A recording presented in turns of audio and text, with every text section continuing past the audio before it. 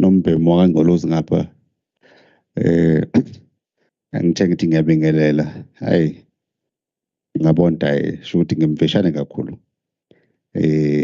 siyabonga kodwa ke kuyaye kujabulise umuntu mangabe ezalelwe lapha kwaZulu akwazi ukukhuluma ulimo olukhulunywa abantu abaningi yabona ke mina ngizalelwe eThekwini nabantu abaningi bohlanga oluthize ngeke ngikwazi ukuligagula hayi ukuthi izulu abasazi ingoba sibukela phansi and akusiphathi kahle abanye bethu lokho ngoba nathi lezi ezinye ilimi esizikhulumayo sizikhuluma ngoba sibona ukuthi izwe lethu izwe elihlanganisayo ngendlela eziningi so kumele sikwazi ukuthi sicobelelane ngolwazi sibambisane nangokuzwana masikhuluma hayi lento yokuthi abantu ngoba naku bona bakhule bekhuluma ulimi oluthize ngaleyo ndlela bangabe besenza nje mzamo ukuthi kube khona olunye ulimi abalwazi ukulikhuluma siyabonga kakhulu ke labo abalazi ulimi lwesiZulu bengicela nje ukuthi ikakhulukazi lo mhlangano sizokhuluma ulimi lwesiZulu kodwa ke uma kunesidingo sokuthi sikhulume isilungu sizosikhuluma khona sonke sizozwana inhloso kakhulu yalomhlangano njengoba bese ngingamxolisela usihlalo wethu umama uSibhidla ukuthi akekho namhlanje ngenxa yokubambeka kwemisebenzi yasesishamthetho ukuthi sizothola umbiko ngokuthi ezinkingeni noma odabeni eseluke sakhuluma ngalo phambilini sifikile kule ndawo sesihambe safika phi kuningi ke esikuzwile ukuthi kuyenzeka okuyinqobela kaphambili ngeshwa bengingakeza ukuthi bakhona yini abaphuma emaphoyiseni ngoba silindele nabantu abaphuma emaphoyiseni la ukuthi bakwazi ukuthi basiphendule ngemibiko yokuthi amacala evulelwe abantu abahlukahlukene ngokuhlukumezeka kwabo ezindaweni zasemaplazini sekuhambe kwafika phi bengicela nje mhlawumbe ithimba elisizayo ukuthi libafonele abantu bamaphoyisa siza ukuthi bakuphi ngoba nabo sizobadinga ukuthi kube khona umbiko abasinikeza wona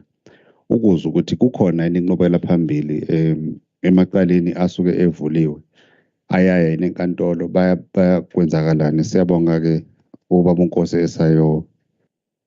esayobafonela so umhlangano wethu ke bakithi asilindele kube umhlangano ozoba nemoya ephezulu umhlangano nje wabantu asebethuthukile nabayimisele ngokuthuthuka ngokwempilo nabayimisele ngokubambisana akufuzile kube umhlangano wokukhombana ngamazwi noma ukuphakanyelwa imoya umhlangano wokulungisa isimo njengabantu abahlala eSouth Africa abantu bakwaZulu-Natal inhloso yethu enkulu ukwakha inhloso yethu enkulu ukuthi lapho kukhona umgodi kukhona bangapha nabangale senze njani ukuthi siwudebele umgodi sikwazi ukuthi sihambisane siwele lo mgodi impilo zengane zethu siqhubeke ziye phambili ngoba ngisho ngakuthiwa asibonani kangakanani okanye asiboni kangakanani ngeso elilodwa mhlambe kwezepolitiki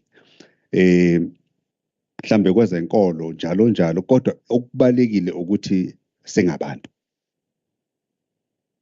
ukuba umuntu ke ngisho ngakuthiwa ibala lakho linjani kodwa egcineni umphefumulo owuphefumulayo siyakholelwa ukuthi ngelinye ilanga uya kuNkulunkulu sonke singengehlale endaweni eyodwa njengamanje kodwa mzwana sifa iswera uyashiswa noma uyagcitshwa kodwa umphefumulo wakho uya kuNkulunkulu so inike sihlula ukuthi uma ngabe sinenkinga ekuhlaleni ekuphileni uThixo sasiphile lelo thuba sikwazi ukubambisana ngoba egcineni siyazi ukuthi there is a common destination even beyond ukuphila kwethu ingakho nje ngithi angivule ngalamazwi ukuthi sizozama ukwakha la azizeli uzobhidliza lapho sibona khona ukuthi akubambekile kahle siqinisa kanjani ukubambisana ngoba egcineni sakha izwe lezingane zethu mhlambe ngalawo mazwi sibingelele samukele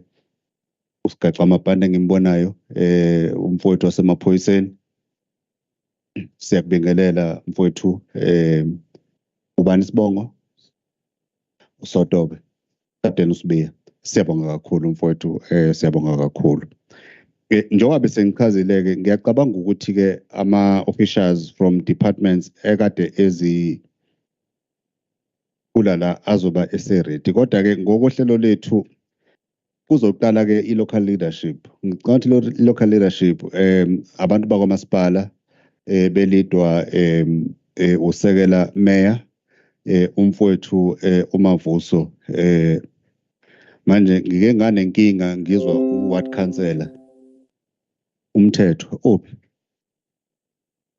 manje umuzwa izwi likaMthethwa ekhuluma eminyango ungathi lo akithi manje angazi noma into yala edumbeni yalama voices lama voices lusho ukuthi ikhona into yama voice athiza asedumbe nama voice asedumbe nje ngoba muzwa izwi lika councillor uzwe izwi lika sekela mayor ungathi umuntu oyedwa kodwa noba kunjalo-ke makuthi ayathengwa lamazwi besicela nathi mhlambe nisibekele ukuthi siyalifisa leli zwi ngoba ngathi lihlenyana sikubingelele baba usekela mayor sibonge mfowethu kuba khona bese sicela nje mhlambe-ke emzuzwini engemningi uthi qaphu nje egameni lobuholi bukahulumeni kodwa ungakangeni nje Mshengu angisho mfowethu ukuthi akuyona into ebengizele la kodwa angiphathekanga kahle ngidlula edolobheni ama-potholes akhona angiyazi le nto mina kodwa ngiyacabanga ukuthi ngiyafisa ukuthi sibe nenye inkulumo outside of this meeting ukuthi mhlawumbe yini engenzeka ukulekelela ngoba cha it can't be it just cannot be bakhona abanye basizayo through Central and others ngoba uma ngabe kuzoqhubeka kanje egcineni nizoqosha idumbu zonke izinsuku nje emarobotini lapha edolobheni angikwazi lo amgaqo kodwa nje mawuya ngamasipala futhi yabo lo mgaqo omkhulu nje uthi ugcina uyangena ngo left kamasipala hayikhona yo angazi le moto zenu zikanokusho sihamba kanjani lapha yebo kona unokusho usuke khona naye phakathi kuzona le moto kodwa nje hayi bakithi siyafisa ukuthi silekelele singagcini ngokuthi sikhale kodwa sinasi isixazululo sokuthi kungenzeka kanjani ze izinto zilunge baba sekela meya besicela-ke ukunikeza ithuba asithokoze mphathi wohlelo sibingelele ihambeni zethu zonke ezikhona ivela i-legislature ama-members e-Adhoc committee ama-officials avela kuma-departments ahlukahlukene i-leadership ye-EDUMBE Farmers Association ekhona ngaphakathi kwethu ngikhuleke sihlalo emakhosini asendlungula khona ngaphakathi kwethu inkosi uMahlasi inkosi ehlala komunye umhlaba ngapha ngase-Ward 9 kodwa inkosi engenamhlaba obuye abe member yokuhlala esigungweni sesifundazwe la KwaZulu-Natal ebuholeni bomdabu sikhuleke inkosini yakithi kwaNyambosa egodeni ekhona ngaphakathi kwethu sihlalo mhlawumbe umuntu ngaphambi kokuqhubeka nokukhuluma sicela ukuqala sidlulise amazwi okuxolisa i-ofisi lika deputy mayor nama-invite akade khishwe kube nephushana nje sihlalo lokuthi akuqondakalanga kahle ngesikhathi sokuqala komhlangano ama-invite esawakhipha emakhosini afika akhuluma ngo-9 o'clock amakhosi ngo-9:15 kade sekhona la kwawukuthi-ke bayabona ukuthi akaqaleke kodwa amakhosi awadubanga awahambanga awawushiyanga umhlangano njengoba khona nje amakhosi adlulisa lokho njengoba kade sinqumuza nje la ukuthi cha empeleni kade befikile nawo uCaptain uSibiya naye ubekade efikile kodwa ke sihlalo ngokosiko lalapha eDumbe-ke ngicabanga ukuthi ukwenza nokukhuluma kwethu kuzawushintsha ngaphandle uma ngabe amakhekhi ekahle ekuhlawuleni kakhulukazi uma ngabe sesibonga phakathi kwethu eDumbe kuyasisinda ukuthi sithi hayi siyabonga mphathi wohlelo ngoba mosho njalo usugagula inkosi yesizwe ngegama inkosi yasegodeni uNyambosa uMavela mhlawumbe-ke kuyosilekelela ukuze sihambe sikahle noma kusinda-ke lunga lethu ke maZulu dadewethu uphumlile noma kusinda ke nakuwena ukuthi uthi ngiyathokoza kodwa ke sozama nje ukuthi hayi kunokuthi sithi siyabonga sothi siyathokoza mhlawumbe sihlalo kafushane ebukhoneni bethu banamhlanje ukubukelela izimo zokuhlala kwalolu hlelo olunje mhlawumbe sihlalo umuntu akaqale ngokurekhoda i-concern anayo noma saqonda ukuthi kwaba isimo esaba ngaphezulu ngokuhlala kwe-Adhoc committee ey'nyangeni ezedlule ifikile lapha e-town hall nawo wonke ama-stakeholders kuma-reports ayekhona nalapho kwabe sekuhlanganwa khona kwi-level ye-district lapho i-Adhoc committee ayisihambela khona omasipala cishe thina nje EDUMBE sasiclusterishwe nomasipala wase-Fried sisesisilemethe amanye ama-resolutions athathwa laphaya i-unit yakwa-Human Rights Commission yayibophezela ngokuthi izohlela imbizo yokuzobungaza usuku lwamalungelo oluntu ngomhla ka-21 March kwakufanele siye endaweni yase-Ward 1 ngokweDumbe yona ndawo ya-identifya ngokuthi abantu bakhona iningi labo into kuthiwa intuthuko evela kuhulumeni basayizwa ngendaba yagcina-ke iphimwe ngenkulu kwesihlalo ngoba leyo date yagcina isithathiwe ngokwe-Office of the Premier leyo celebration ye-Human Rights Day yagcina iyobungazwa ngapha kumasipala waseBaqolusini endaweni yaseMondlo esicabanga ukuthi ngokwe-Human Rights Commission nangokuhlala kwethu eDumbe sisakulindele sihlalo ukuthi ake kuphinde kubuywe kuyiwe lapha endaweni yase-Ward 1 kungani sibuka i-Ward 1 isihlalo abantu abaningi lapha e-Ward 1 baseney'nkinga zokungatholi uhlelo lokuthuthukiseka kumanje isihlalo sinenkinga nje khona lapha e-Ward 1 evele ngokuthi kube nento yokuphoqwa ukuthi isikole esineminyaka engaphezulu ko-45 sikhona endaweni yasebazangoma lapha ngase-Ignite sisuswe kuleya ndawo siyobekwa kwenye indawo entsha ebekade i-Department of-Education ingakulindele ingakuhlelele lokho kodwa kafushane nje isithombe salokho sihlale ngithi asedlule khona kungani ifarm leyana yayi-ownwa ngomunye owayephethe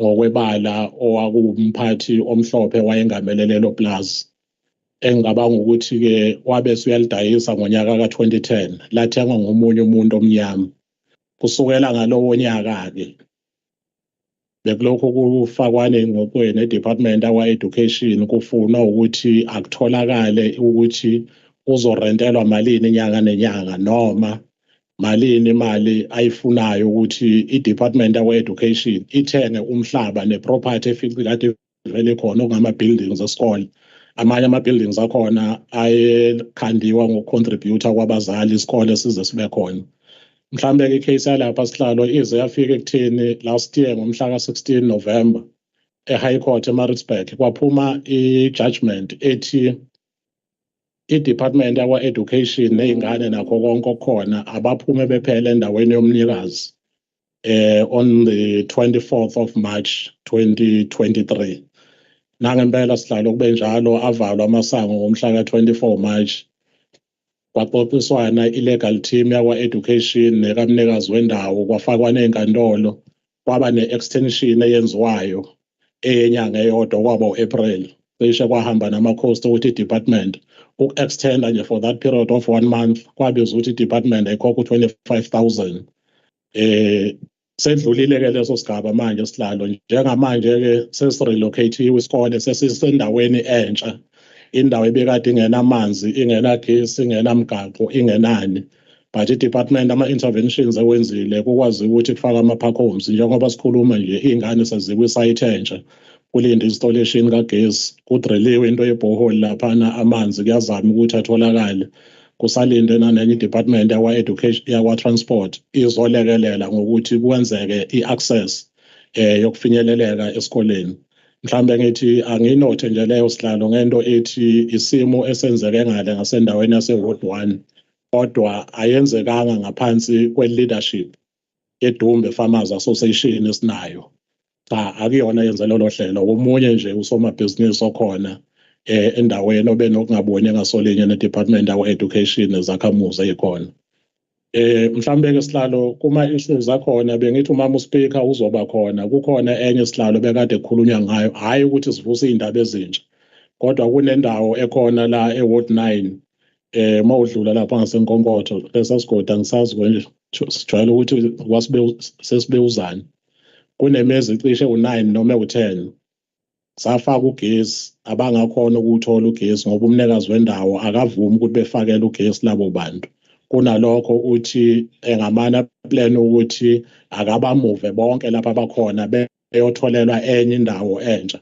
lemndeni ke cishe u9 noma u10 ekhala ngokuthi abakwazi ukusuka la bazalelwe la amalibo khokho yonke into ikhona la kusenalokho kushudulisana udaba lakhona seluzala fakwa cishe nakwezomthetho kubameli abameli bakhe umnikazi wendawo ibona abahindlisha lolo daba ngokuxoxisana nomasipala ukuthi uma bemuva bayumuva kanjani kodwa nje abantu bashaya phansi ngonyawo bathi cha abayindawo bona lapha ya mhlambe ukugcina sihlalo hayi ngoba ngivuse ezintsha ngeke ngaqala ngokuthi ke isandulelo sami sijwayele ukuthi sesibewuzana ngaze lesilungu kuthiwa yini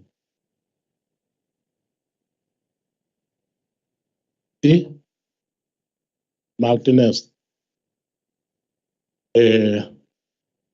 mhlawumbe ke sihlalo njengoba ngiqale kade ngikhuleka nje la emhlanganweni ngathi inkosi yaseABC inkosi ekhona ngokobuholi bendabuko kodwa umhlaba ayinawo indawo okuhlala kuyona abakhona bachithwa ngale minyaka abanye abahlala ngapha kobilanyoni isigodi sakhona kuthiwa yisemission ngoba abaningi babesuka endaweni ama-missionaries khona ngapha ngase-Ward 9 kodwa ke udaba lakhona sihlalo ngokwama-lane claims ayenziwa nani kwaba khona nanemiyalelo wenkantolo eyaphuma eMaritzburg cishe ngo-96 97 uma ngikhumbula kahle kodwa inkosi yaseABC ikhona izokwazi ukuthi isiqoqele kahle lo mbiko nalo mlando ukuthi into yakhona ithini kodwa kwagcina kuphuma isinqumo enkantolo enkulu ukuthi umnyango wezokuthuthukiswa kwemhlaba la endaweni esikuzona awenza isiqiniseko sokuthi uyawuthenga umhlaba ubuyiselwa kubantu abakhona ezweni senkosi yaseABC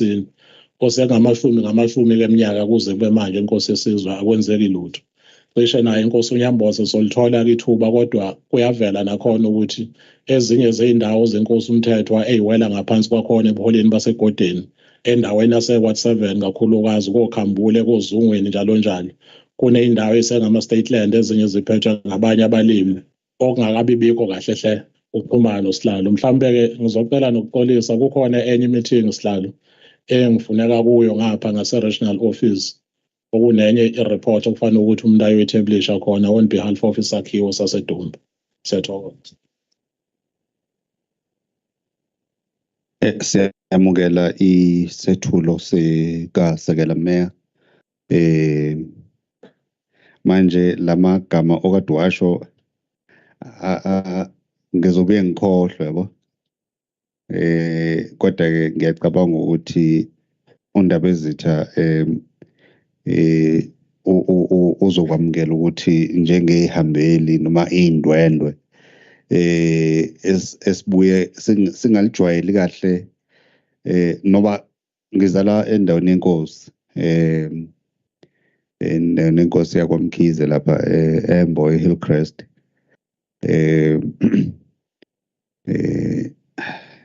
inkosi sicishe silingane nayo sikhule nayo nje kahle hle manje le esibizana ngobrawami manje le enye ye-protocol kakhulu iyangihlula kodwa-ke ngiyacabanga ukuthi undaba ezethu uzokwamukela ngoba ngiyacabanga ukuthi isihlonipho umfowethu sekela meya asisebenzisayo usesimele sonke okukhombisa ukuthi sihlonipha kangakanani ukuthi kube namagama esiwagwemayo ukuhlonipha ibizo lenkosi. Ngiyacabanga ukuthi sizowanika-ke amakhosi asendlunkulu ithuba lokuthi kube khona amazwi abawabekayo ekuhambeni komhlangano wethu. Ngizokwenza isiqiniseko sokuthi amakhosi ayalithola ithuba lokuthi abeke amazwi amabili amathathu. Siyacela ukuxolisa ngike ngabuza sisesela kade silele khona ukuthi la ma-meeting ayengaqedi ngicela kuqale ngo-9 enziwa yini aqale ngo-10 kodwa manje senzela amakhosi amakhosi awakufanele afike early, and I'm surprised ukuthi amakhosi wona afikela ngo-9 ekuseni, okuyibona kuthiwa hayi ngoba sihlonipha amakhosi bavuswa odlunkulu emakhaya ngento ey'khala kahle. Masifika la amakhosi ashiya into ey'khala kahle emakhaya afika la. Ngiyacela-ke nje ukuthi from now onward Mr. Nkosi, imihlangano yethu alolu hlobo khona sothi siqede iqale ngo-9 ekuseni ngoba kuyasilekelela entweni ey'ningi. Kunenduna yenkosi, induna unkosi ekhona, sicela nje ukuhlonipha induna unkosi ekhona phakathi kwethu, kanjalo nenduna uMangethe uZwane. Mhlambe singabona induna unkosi. Siyabonga. Yabona ke induna ezomama, yabona nje imuhle lo mama induna. Hayi cha phela angithi ngiyancoma into enhle bakithi omama bethu laba. Awu kodwa madoda. Kanti lo mbhemu unjani? Usufuna ungithatha induna ubaba Mangethe. Siyabonga kakhulu Ntshosho. Nsele. Lwenda Mkhonto owakini. Okay. Baba Majuba. Angixolise kakhulu sihlalo. Sekwenzeka iphutha kwakhona engilibalayo ukuthi ngikwethule kanti uke wathi ukuchaphazela kancane into yama-potholes. I-Department yakwa-Transport kukhona uhlelo esinalo nabo esilekelelane kakhulu emva kokubika zona lezi nkinga okhuluma ngazo sihlalo ngokubambisana siwumkhandlu sisonke. U-MEC uHlomuka usenzele into eyisimanga la kumasipala waseDumbe.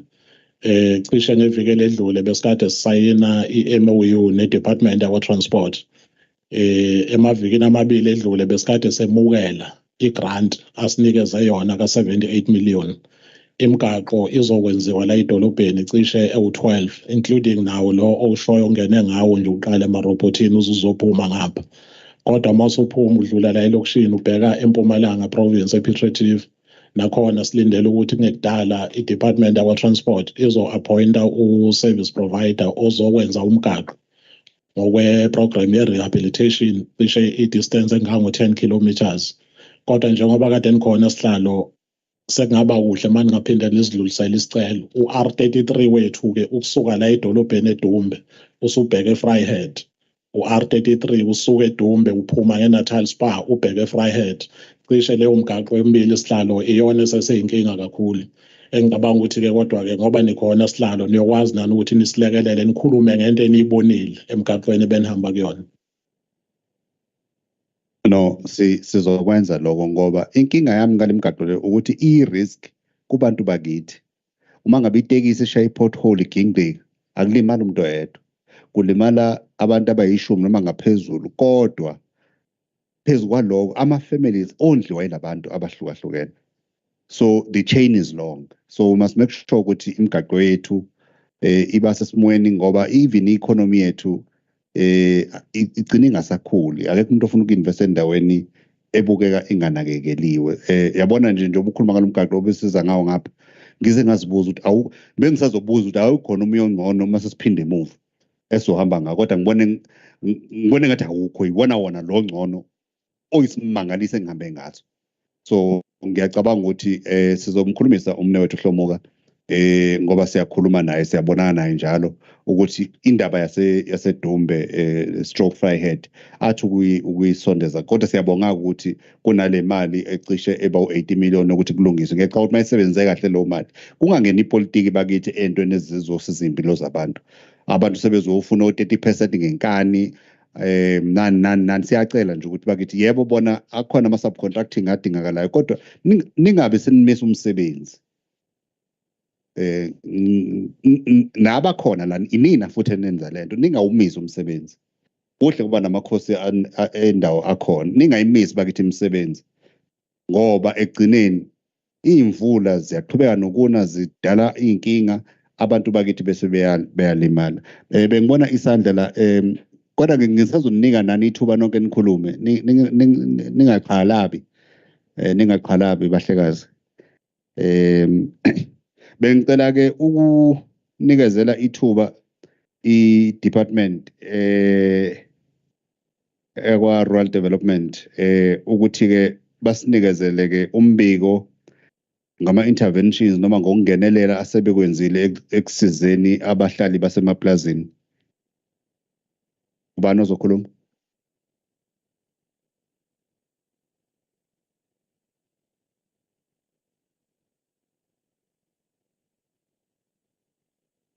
Oh,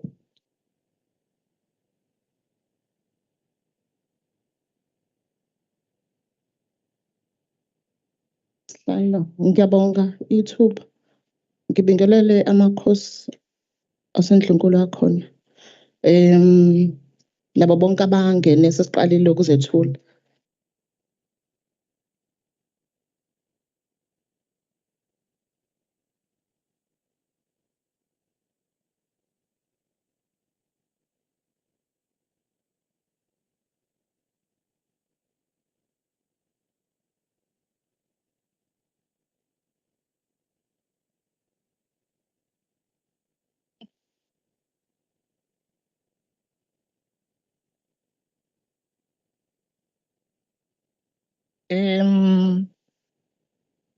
Kuma cases ala EDUMBE esinawo ngithumelile ku Siboniso report bengathi uzoyiveza lapha. Inkonkotho bekulokhu kuthiwa engam ya resolve imatter yabo.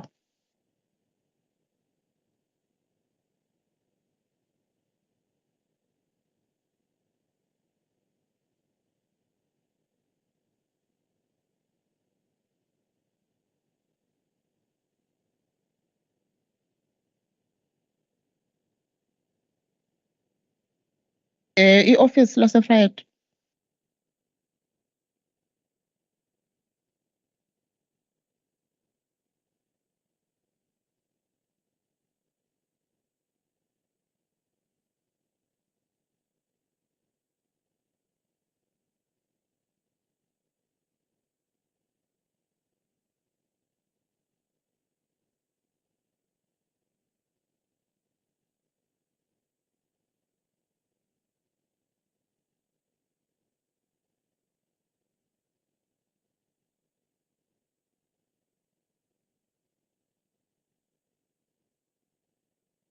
Okay, ngiyabonga sihlalo. Embikweni ngaphambilini kwangazi ukuthi na inkonkotho isi-resolviwe. Nizokhumbula nangomhlangano omhlaka 12 May kwakuthiwa i-resolviwe ngoba abahlali okwakade kuphazamiseke amathuna abo bathola imali. Kodwa-ke ngomhlaka 22 sahlangana no-Olane lo 22 May. 22 May no-Olane wayekade efake isikhalazo. Uma ngabe sesithola asihlangana noPolane kuphela kwakhona namanye amalunga omphakathi aye part of i-meeting ngoba sasifuna ukuthola i-complaint yakhe kahle kahle. Sathola ukuthi cha uPolane bahlala kwenye i-property i-ownwa i-same owner Mr. Odendal. Kodwa it's a different property from the one that was resolved le ayilo i-report. Okwavela emhlanganweni babethi ngoba sasibabuza ukuthi benibika yini pho kwi-department obani sithole konke lokho ba la kwi-department abantu bayahamba bethola amadlela ahlaza yonke lonto. So bathi ikhathe eziningi bebeyibika kwisishayamthetho angeke ngazi-ke sihlalo. Kodwa imatter yazi yaqalwa ya reportwa ngo-2008 kwi-department. So i-department yabaqashela ummeli akehle abaqashela ummeli udluli. So i-resolution ye-meeting ukuthi siyokwenza yini internal investigation sithole nalommeli ngoba sihlalo angithi department ngaphambilini ibiyimanagela abameli bekukhona le rights management facility emanaged by department national mangabe khona ama-cases la ukuhlukumezeka khona abantu sibone ukuthi ayabo le iyaphuthuma ayingenelelwe ummeli ngokomthetho besiye sise khona. So 3 years ago, if I'm not mistaken, kube sekuba khona uxoxiswano ukuthi onke lama matters i-department sizosebenzisana no-Legal Aid of South Africa. So ama-cases lawo ayekade ku-Land Rights Management Facility azo-transferwa to ULASA. So udludlu-ke lo kumele sim-check-e via ULASA ukuthi usekhona kwi-database yabo ukuze sithole ukuthi wagcinaphi nemetha yabo ngoba nabo bayasho ukuthi amathuna abo aphazamiseka kakhulu. Ukuthi umhlangano wawo ntambama kuyashesha ukuba mnyama sibangasakwazi ukuya la amathuna abakhona uma bekhomba nje kwakubukeka kuyinsimu. Ukuthi sisazobuyela kwi-community after internal investigation ngoJune sesitholile kummeli ukuthi udaba labo lume kuphi. Ngoba okunye abakusho nanokuthi i-Santa Pivot uma ngabe ithelela endapha ithelela amathuna ngoba wanawo amatshe so bayibona bedelelekile. So zonke lezo zinto zizongena ngaphansi kommeli ngoba ngeviki elizayo vele ngiyahlangana noLASA ophethe i-ofisi labo elikhulu lise-Newcastle. Uzakhele Ngwenya.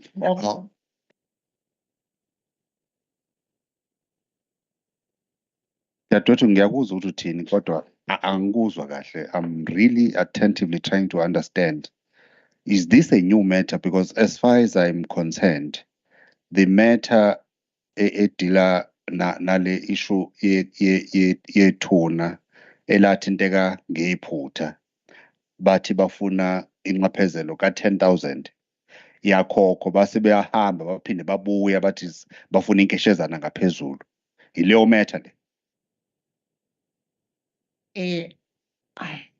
Akusiyona. Olani wayecomplainile kodwa i-office angithi uma ngabe kuthiwa inkonkotho kodwa uthola ukuthi nayenye i-property i-ownwa i-same owner. Ngireporta lana ngoba umuntu wayecomplainile u-Olani. Imetha lo kade lo report wasihlala kuthiwa lo eshoyo awazwanikezwa imali. Same owner naye ngebhadi elikhulu ngathi uXolani kodwa akekho kule nkonkotha yoXolani Khumalo lo owacomplain. Ngicela uyimise le matter so that mhlambe privately sithi ukukhuluma ngayo because angi-understand. Sicela ukwamukela inkosi yesizwe ubaba uNkosi sakwamukela ndaba zethu. Angicela nje lo daba ngoba it doesn't ring in my mind. Angilikhumbuli lubekwa before us and mangabe lizobekwa ngalolu hlobo sizongabi nendlela yokuthi silifollow up silungise ngoba it can't be a coincidence ukuthi there was a Xolani a matter involving intrusion to a grave yalungiswa then another Xolani similar pattern again. Kukhona into engayi-understand lapho bengicela le matter le ke sibeke in abeyance until I get a proper briefing about it. Okay. Okay. Thank you. The next one uzakhele Ngwenya osemkhuphana. Uzakhele sasikade singamtholi kodwa ke sihlanganile naye as an office ngomhla ka-17 May ukuthola i-complaint yakhe ngoba i-complaint yakhe uma ngingayisummarize nje wayekhala ngokuthi bafaka isicelo abakaze bezwe lutho. So namanje basakhala ngalokho. I-office ke siyikhomithile kuNgwenya ngoba sicheckile ngaphakathi kuma-database bafaka isicelo sabakhonzi beplus lesikubiza ukuthi Labour Tenants Act ka-1996 against iplazi lase Skillhoek.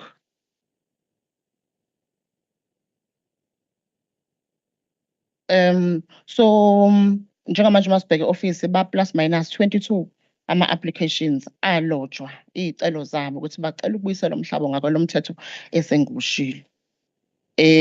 Abaningi vele kulo 22 basaqashiwe kwi-property. So u-project manager kuzohlela umhlangano ngoJune ukuthi awokwenza esikubiza ukuthi i-verification ngoba kukhona amanye amaphepha agcwaliswayo ngaphakathi bese siyabuya-ke kufakwa lokhu okuthiwa u-section 17 okwazisa umnikazi womhlaba ngokusemthethweni ukuthi naba abantu abafaka iy'celo ngalo mthetho.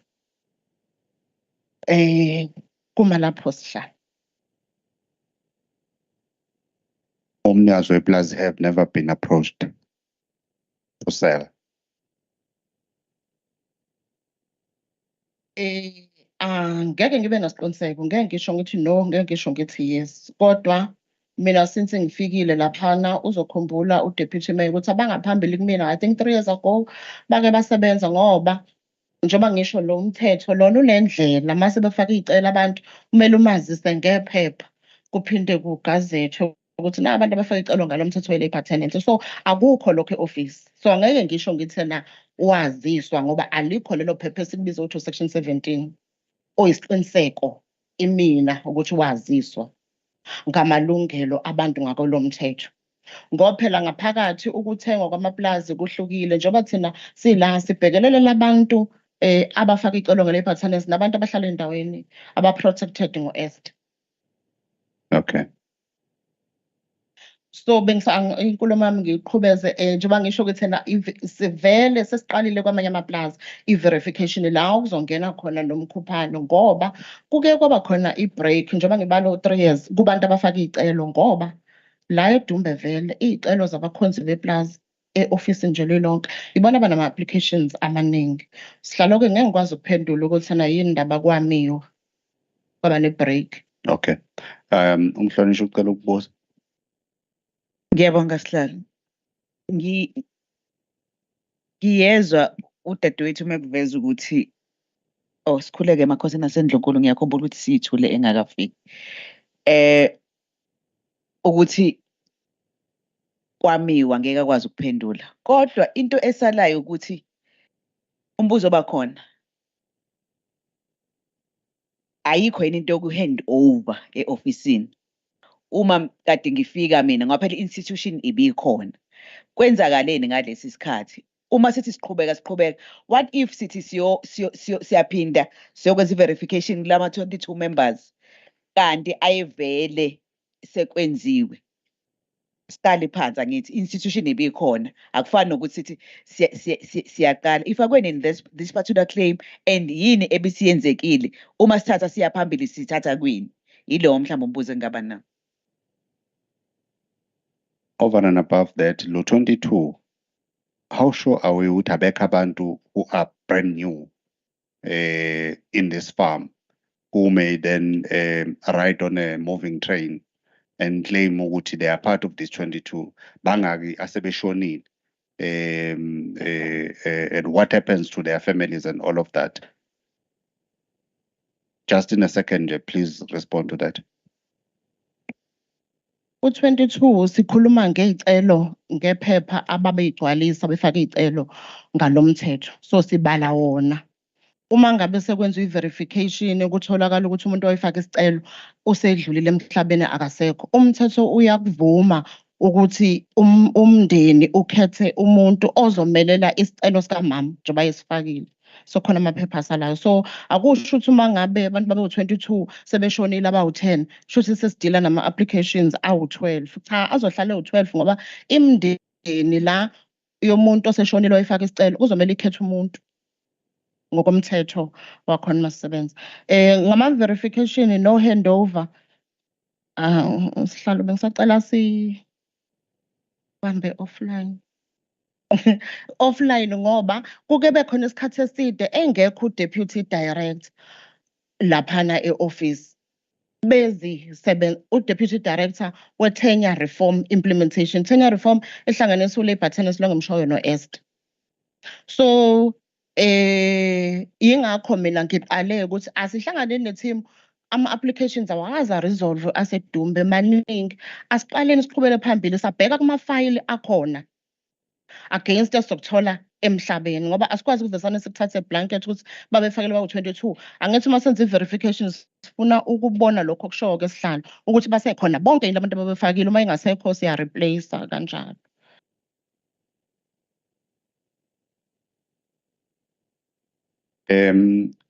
Kunonobhala la wesizwe senkosi uSibizo Baba uDlamini Sebalikhulu. Oh, okay. No khansela dadewethu uMngomezulu waseWard 1. Oh, siyabonga kakhulu dadewethu, siyabonga.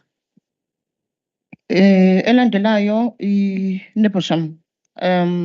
Lena ke sihlale yakhumbula ukuthi ile okwakuthiwa uzokwenza i-donation, sasisho as ukuthi as i-department i-owner ayifuni ukuku-reducer into writing and ayikho i-threat of eviction. So si-department ngoba ayikho i-threat, akabafuni ukubaxosha. So as a-department sizohlala nje kuwudaba esilibhekile kodwa akukho okungako esizokwenza ngoba uma ngabe ithi akaku-reduce into writing i-donation ukuze kuqhutshekwe, ngoba yayikade ikhulunywe ngomlomo. I'm saying this case i-owner yayikade ithe iyadonate. Angithi uyakhumbula kulamanye imihlangano ade sihlangana nayo. So uzokhumbula ukuthi komunye umhlangano mhla 17 wawuzobuza nalendaba ukuthi yini indaba singa-expropriate. Chaza-ke ukuthi ngoba bakhavwe yi-Esther oqinisekisa amalungelo omuntu ohleli kwindawo yomunye umuntu. So wayekade ethe i-owner ufuna ukuba donate kodwa ekusho ngomlomo. Ngaphakathi thina e-office ukuze sithole ukuthi siqinisekiswa ngempela ukuthi ufuna ukubanikeza webadonate lo mhlaba, sasithi akubhale phansi lokho akushoyo. Akafuni ukubhala phansi afake isishicilelo sakhe. Ngaphakathi ikakhulukazi abakhavwa yi-Esther akukho la okune-threat of eviction engathi ufuna ukubaxosha, bayihlalele abantu ngazuthi umhlaba wabo. But do they have a right to build homes, to have livestock and whatever else? Do they enjoy those rights? Yebo, njengamanje baya-enjoy. Yingakho ngithi as an office ukuthi ayikho njengamanje i-threat izohlalilwe kuma-cases ethu sibheka ukuthi sekukhona la athinteka khona amalungelo abo ngoba njengamanje bayihlalele ngathi wabo umhlaba, baney'nkomo bayayilimela.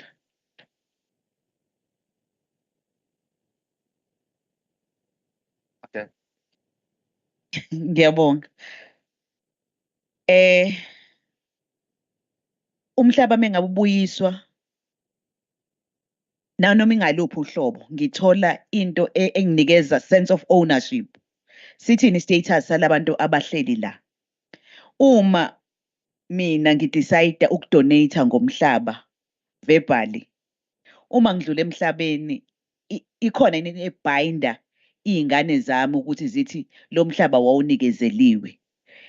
Uma nginikezela ngomhlaba, yini eyenza ngingavumi ukuthi angikwenze kube okubhaliwe okuyoba ubufakazi ngikhona ngingasekho nokuthi amalungelo abantu ababuyiselwe umhlaba bawa-enjoy. Ngicabanga ukuthi izinto ey'njengo-title deed i-likelihood ukuthi abakwazi ukuba nayo. So isivumelwano esenziwe yimina siyakwazi yini, does it stand uma mina sengidlulile ikakhulukazi esivebhali?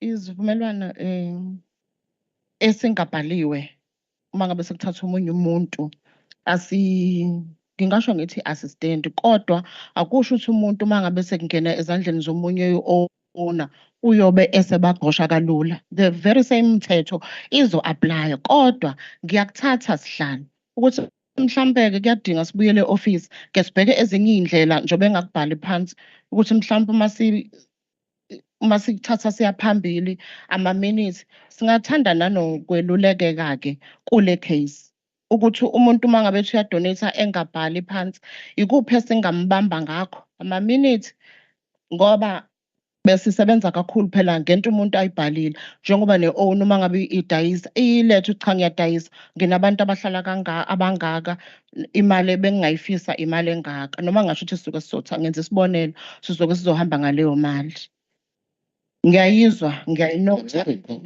comment ukuthi with your legal advisors you said nisebenzisa illegal aid. Can't they approach the court? Because I can foresee problems in the near future with regard to this thing. These verbal agreements, they can be argued in one way or the other in the future. Mhlambe illegal aid seeks an order of the court ukuthi that land be officially known as a donated land to a particular community negama lakhona, so that you safeguard these people as much as they have these rights right now, but ayikho into abangabambelela kuyona bathi umhlaba wabo baphiwe wona, baphiwe ngomlomo, but ayikho into ethi ebambeka ngesandla. Nathi singakuthatha kube lula sik-enjoy sithi yes umnikazi uyavuma, kodwa egcineni yini abanayo okungathi noma labantu abakha kulo mhlaba sebefa ngenye ilanga ashiya ingane athi hayi umhlaba vele sasunikezelwe umphathi noma umnikazi, angeke ngisho ukuthi iplazi elikabani ngoba ngilazi ukuthi elikabani, kodwa egcineni akube khona into ebambekayo okungenani makukuthi uyanqaba noma u-reluctant noma uma nika ekuthenini anikele ngokubhaliwe okungenani ngoba uyakusho-ke lokho. Can't we then approach the court and make that to be an order of the court? Can you agree on that? Okay. Kodwa-ke ngawukuthi nabanikazi bamaplazi bayazizwa lezi zinto, bayazi mhlambe how do we navigate such difficult waters, because you can't donate land verbally. Something has to give, even if it's a scrap paper. It has to happen. Mhlambe, can you advise us, sir? Yeah. It's one case, it's one particular case here. Yini igama lendawo? Nibosham. Let's hope.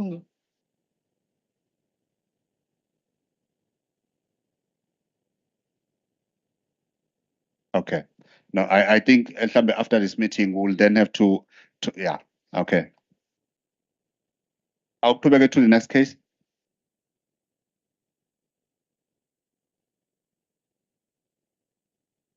Fana leli nenkonkothi uthathe ikhulume eceleni ukuthi laphindeka.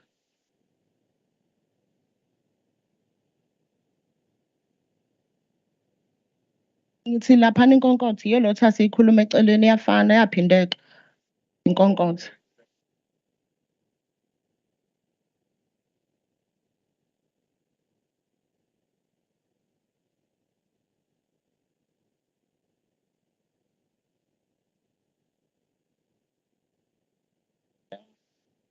Uyamukela community trust. La kwakuthiwa uyinkomozi kababa wakhe zathathwa a decade ago and azange zibuye. Kwaba khona ukudayiselana egameni likamkhulu wakhe. Kodwa i-complainant does not want this offer to be pursued as it could ingase kuthinte umkhulu wakhe. Lana as a department sasireport kula mhlangano edlule ukuthi lolu udaba oludala kakhulu ngo-1996 and akukho la ukuvela khona ukuthi yini indaba ngoba kuvela ukuthi la enkantolo yini indaba ngingazange libuyiselwe enkantolo ukuze ku-enforcewe phela i-decision yenkantolo. I-complainant le ngahlangana nayo kunomhlangano cishe ofana lo eNyokasela. I-court order ayiphethe yayingasayiniwe. Ngoba phela thina kwi-department asinayo leyo court order. Yena uphethe engasayiniwe. Sicela esayiniwe ayikho esayiniwe. nalana ke kwakuvelile ababebikela ngaphambi kwami ukuthi i-department le sale yayi between two private individuals, so umnyango wethu wawusofakwa nje kodwa nathi as umnyango asicace ukuthi thina yini indaba sifaka abantu mabeyidayiselana bobabili. Ngicela sivumelane ukuthi we can't entertain this matter. It's a sale of two individuals. Okay. That has nothing to do with the processes that we are dealing with. So it should not have found its way here in the first place. Okay. Okay. Delete che. Untomfuthi wakwaditha. Untomfuthi sasikade singena ama details akhe kodwa i-department unit yethu ihlanganile nayo Ntomfuthi ukuthola kabanzi ngecomplaint yakhe.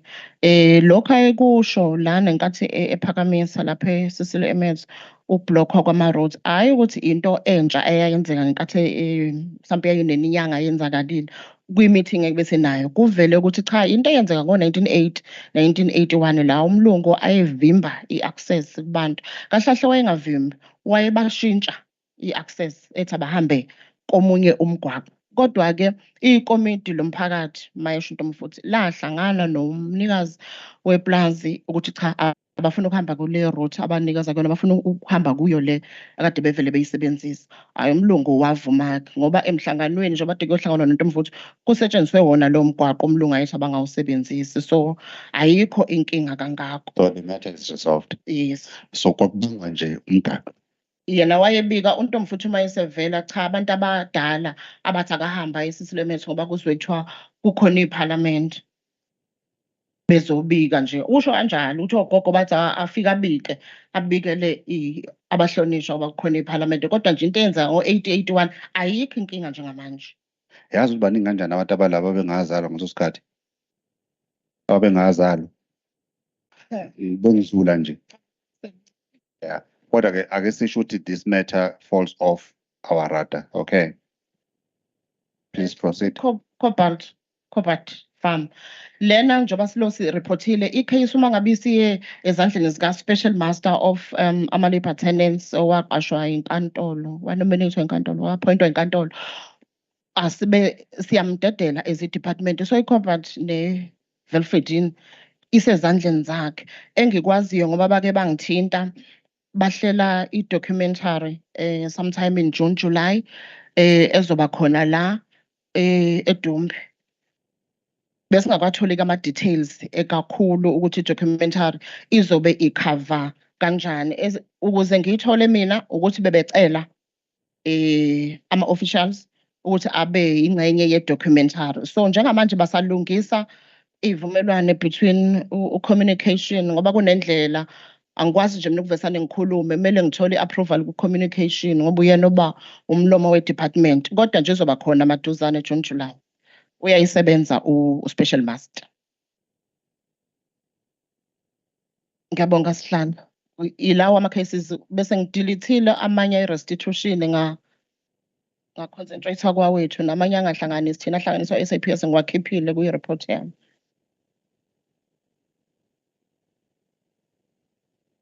Yeah. Akekho umuntu we-Land Commission la? Oh, sawubona Michelle. Kunjani Ntombi? Akhona ama-matters aye reportwe for i-Land Commission to process.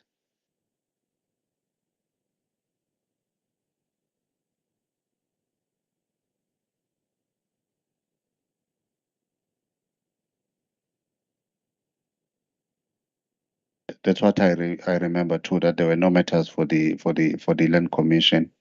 Ngicabanga ukuthi ama matters amaningi kodwa ngicela department angikho happy ngokuthi you have only done follow-ups now in May on a number of these matters. Shukuthi when we gave you a heads up what you are coming here, you then ran to meet these people. I'm not happy with that. Ayikho into ethi nihlangane nabantu ngoFebruary ngoMarch. Wonke lama meeting it's a very serious coincidence ukuthi nihlangane nabo ngoMay. Angisho ukuthi ngiyanigxeka. Angingigxeki kodwa ngiphakamisa nje nami ungayizwa kahle indaba. Angingigxeki. ukubheka enye into umuntu angibheke mina ngakubheka into ongazi uyibona kodwa ngizama nje ukuphakamisa nje igama ukuthi imani yemanje nahlangana nawo wonke labantu lapha yebo kona nihlanganele nabo kodwa kangobe nihlangane nabo timelessly nihlangane nabo izolo nini ngoba 17 May kuza neno and lokho kusho ukuthi angani noma bengenazo imoto noma belinetha kunodaka kungangeneki seku right manje. I don't want to respond. All that I'm saying, I'm not happy ukuthi imani yakhona manje. I think we need to improve on that. We need to improve on that. I think I'm happy ukuthi ama cases amaningi la they are falling off and ngicela lawa esithi we need to follow them up. The officials will lawa supporter i-committee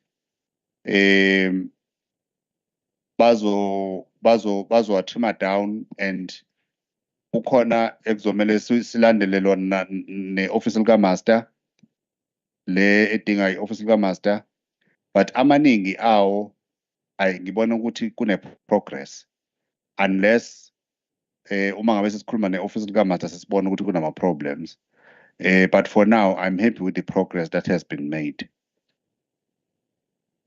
Akufani nani nge-reputation kuhle phela iqiniso phela mina ngithi mina uma uyakholwa intombi ebhantshi wangitshela ukuthi amanga ngiwakhuluma akufani nani nikwenzile okuningi uma ukuthi ukhumbula kahle ama-emotions ayelapha eScecil whatever hall abantu babela phezulu kodwa slowly maningi ama-cases angekho la ase-resolviwe vele angangenanga la a-resolve amanye offline and all that kiwe khona emaplazini nani nani ase-resolviwe amaningi ama-cases ala eDumbe and I'm happy with that progress. Kodwa kunale yasenkosini uSibisi inkosi uSibisi usesizile ngokuthi usinikezela i-order ye-court siyaqala ukuyibona le order le angezwa ndaba ezithi le ummeli wethu usayibuka nje manje kodwa ngicabanga ukuthi at our level as a committee we will pursue it on behalf of ilokhunjana inkosi including perhaps if needs be commissioning a lawyer to go to court and seek unfortunately we will be seeking enforcement of the court order against the department because i-department must buy land for abantu semakholweni kuphi emission manje mina emakholweni angithi into ezo akuthengwe lo mhlaba wasemission ngicabanga ukuthi kodwa kuzomela siye eduze naleyo mission siyoyibona ukuthi ikhona indawo engathiwa ke akube indawo yenkosi la inkosi ibe ne-authority kuyona noma vele kwakhiwe abantu bazenzela umathanda lapho ngoba zikhona indawo ezinjalo uthola ukuthi abantu vele sebakhile badayiselana abanye kunemjondolo kuyaqashiswa njalo njalo angithi ukuthi into enjalo kodwa zikhona indawo ezimbalwa engizazi ezinjalo uthothi inkosi sizothiwa nje ngegama thiwe uyinkosi ke la kodwa only to find out you have no authority over any piece of land sekuyigama nje ukuthi hayi ke ngiyinkosi la ikhona enye imatter esidila nayo efanayo angapha ngako Elon Park ngaseMaritzburg we are dealing with about 2 eMgungundlovu akhona nje ama cases la kunamakhosi unlandless but amakhosi but makuthiwa nje uphi umhlaba wakho indaba ezithi uyathi hayi ungapha nje umuthi siwace ngale uzowubona kanti inkosi nayo ayazi ukuthi izothini ngoba bamukwa amalungelo abo ngalezakhathi so sizoyilandela ke le unless kukhona officer mhlambe ukuphawula kulama matters ekade efundwa la nangu khansela ngale ngemuva.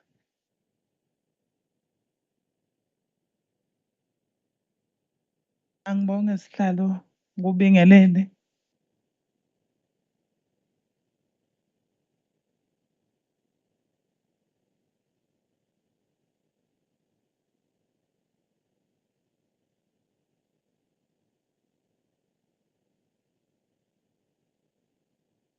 Ngubingelele sihlalo nethimba lonke ohamba nalo. Ngikhuleke emakhosini aseNdlunkulu. Siyabonga sihlalo, mhlawumbe angiqale ngibonge nje ukufika kwe-legislature la eDumbe. Njengoba sasicelile sihlalo, siyabonga kakhulu. Siyezwa ngokwama-case avelayo nase-resolve-iwe. Engicabanga ukuthi sihlalo bekungakuhle kodwa ukuthi siwezwe nawo la asesetshenziwe ukuze sizokwazi njengabaholi bomphakathi.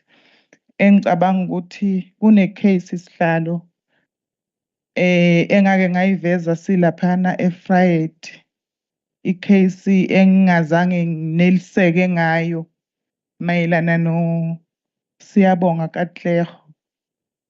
Ngibona ayiveli la. Angazi noma nayo mhlawumbe seyasetshenzwa eyomntwana engihlala naye njengamanje. Mhlawumbe sihlalo bengifisa futhi ukuthi njengoba i-legislature ikhona la eDumbe ngikuveze into ethi thina njengabantu esihlala le ey'ndaweni zasemakhaya sihlala nabo obaba abaphethe amaplazi.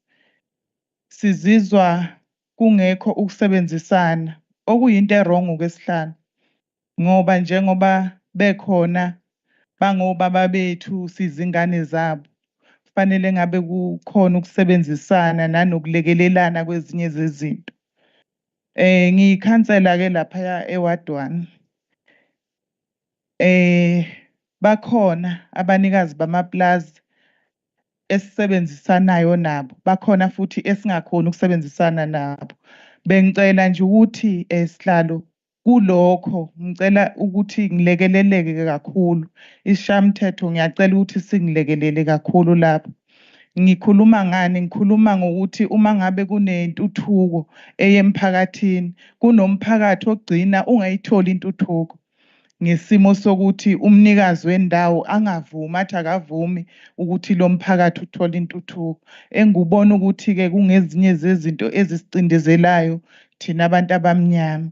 Bengifisa nje ukuthi silekeleleke kakhulu lapho kungabonakali futhi ukuthi kuba nobutha phakathi kwethu thina abantu abamnyama nabantu abamhlophe. Bengamele ukuthi kube khona into ehlukanisayo lapho ukuthi kunongasebenzisani. Silimala kakhulu nje ikakhulukazi kulolo hlangothi sihlalo. Ngiyacela kodwa-ke ukuthi mhlawumbe ngokwe-case le engikhuluma ngayo ekaTleho ngiyakhala kakhulu esihlalo, ngiyaphinda ngiyakhala. Ngiyabonga. Siyabonga Council. Ngiyayikhumbula into enegama elithi Katlego. Ngiyalikhumbula kakhulu lo gama.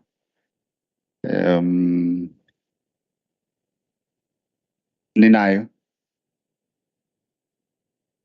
o uSabs i-case kaSabs. Amfowethu nasi isandla bangemuva. Yebo. Ngiyathokoza sihlalo. Nami ngomunye osuka abasebenzi abasuka eminyangweni obviously sefilidi. Uyona umbuzo kodwa ngicela ukuthi zothi isicelo sokukhumbuza indlu kanjalo nabo bonke esinabo la endlini ukuthi umnyango ekusebenzeni kwawo ulawulwa imithetho njengoba usisi Madonsela eveza ukuthi amanye ama-cases washile ngaphandle ingenxa yokuthi futhi ngokwe-jurisdiction okanye ne-scope sethu asingene kona.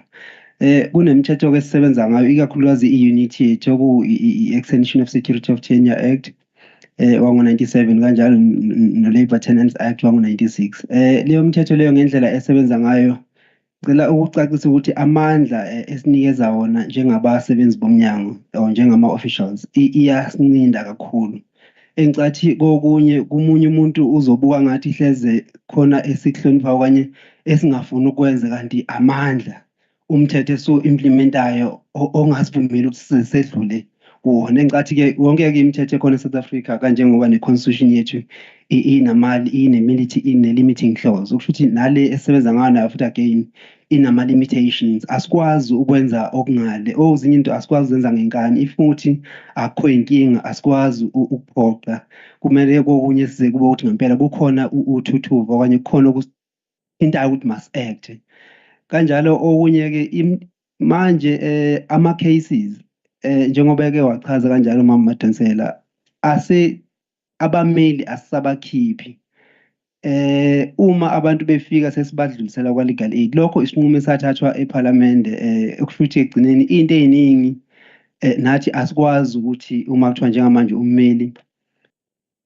wabantu badinga ummeli bese sithi njengamanje sicela i-information eningi thina nathi sesiyithola ku-legal aid kwenzekani and sinama-periodic reviews with u-legal aid uma kuwukuthi amanye ama-cases asuka directly kubantu directly ku-legal aid thina siwezwa ngoba esekwa-legal aid nakhona ngoba sesibuza ukuthi imethe esize kanjena ikuphi khona okusho ukuthi uma ukuthi kwesikhathi ama-reviews ethu no-legal aid engakafiki amanye ama-matters asikwazi ukuwathola ngoba abanye abantu sebe-aware ukuthi now they can go straight to legal aid ukuyosika i-assistance with ama-legal advices. Ngiyabonga. Siyakuzwa mnewethu ukuphefumula kwakho. Kodwa-ke ngifuna nje ukugcizelela kakhulu udaba lo engithe sizokulisika review nalo lokuthi sicela niye kwi-legal aid nina as a department nicele i-court order to declare that donated piece of land as a land belonging to a particular community. That one, we are saying to you, go and do it. If you have problems, then you will report to us that you have problems. And with your limitations, but go and do it. Because I can tell Nizofia na umnomzane Archibald Sorenso made a verbal commitment to donate the land, but is finding it difficult to put that in writing. Thina-ke njengomnyango sicela ukuthi mhlambe inkantolo ikwenzele bazobe sebeyambiza bathi wavuma yini and bembiza phambi kwenu noma ofakazi uma ngabe ethi yes ngavuma, then the court will make it a declaratory order, simple and straightforward. If SAP-ka, then it means useyajika umuntu phela bakithi mesejika usejikile kumuntu nomhlaba wakhe akho into esingayenza kodwa ngoba akabahlukumezi-ke njengoba behlezi lapha so buya futhi sohlala sibheke ukuthi kwenzakalani. Ngicabanga ukuthi iyazwakala kodwa ngiyacela ukuthi let's make this in a period of 2 months from now. 2 months, yes, from today. Let's go to court and make this application for a declaratory order. Okay. Ubaba Umake.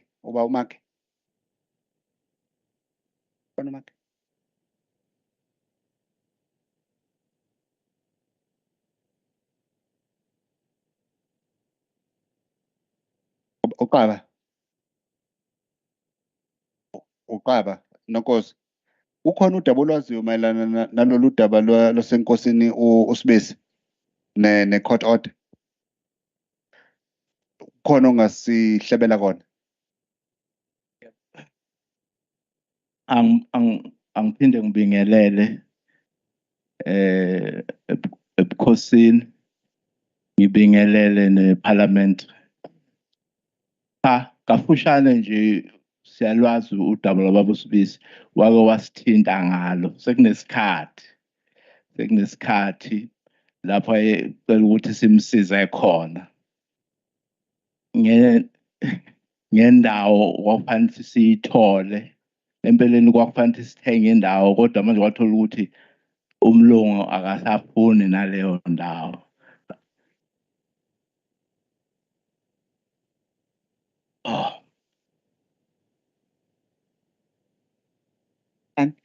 Inkosi yesizwe, so inkosi uSibisi. We acknowledge ukuthi ubaba kodwa ke in his capacity la inkosi yesizwe. Yeah.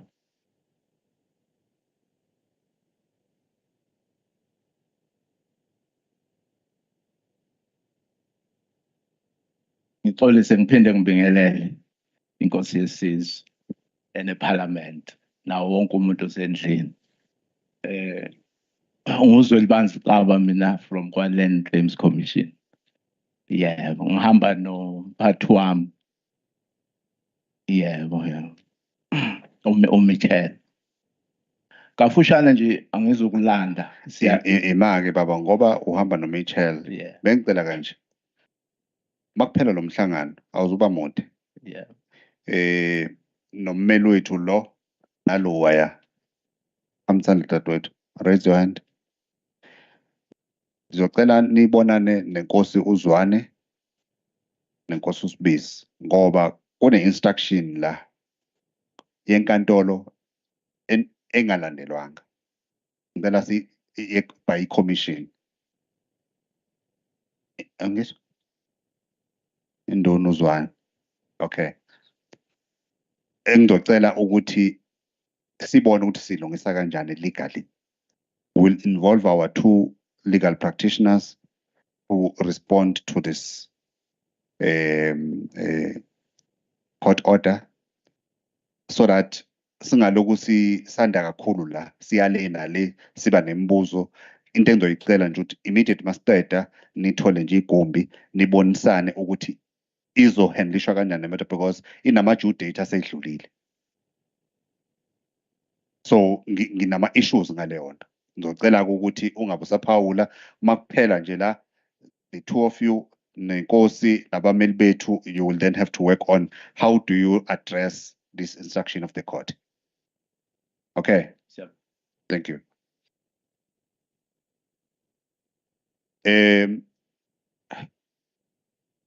Mr. Style. Legal advice. Style. Can I request that you arrange a meeting between ourselves as the committee with the legal aid within 14 days? And we must meet at the legislature.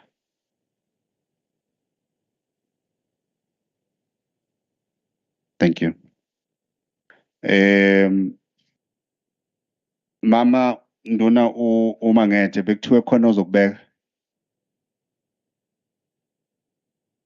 Nkosi. Mama Nkosi. Sengiyaphambanisa.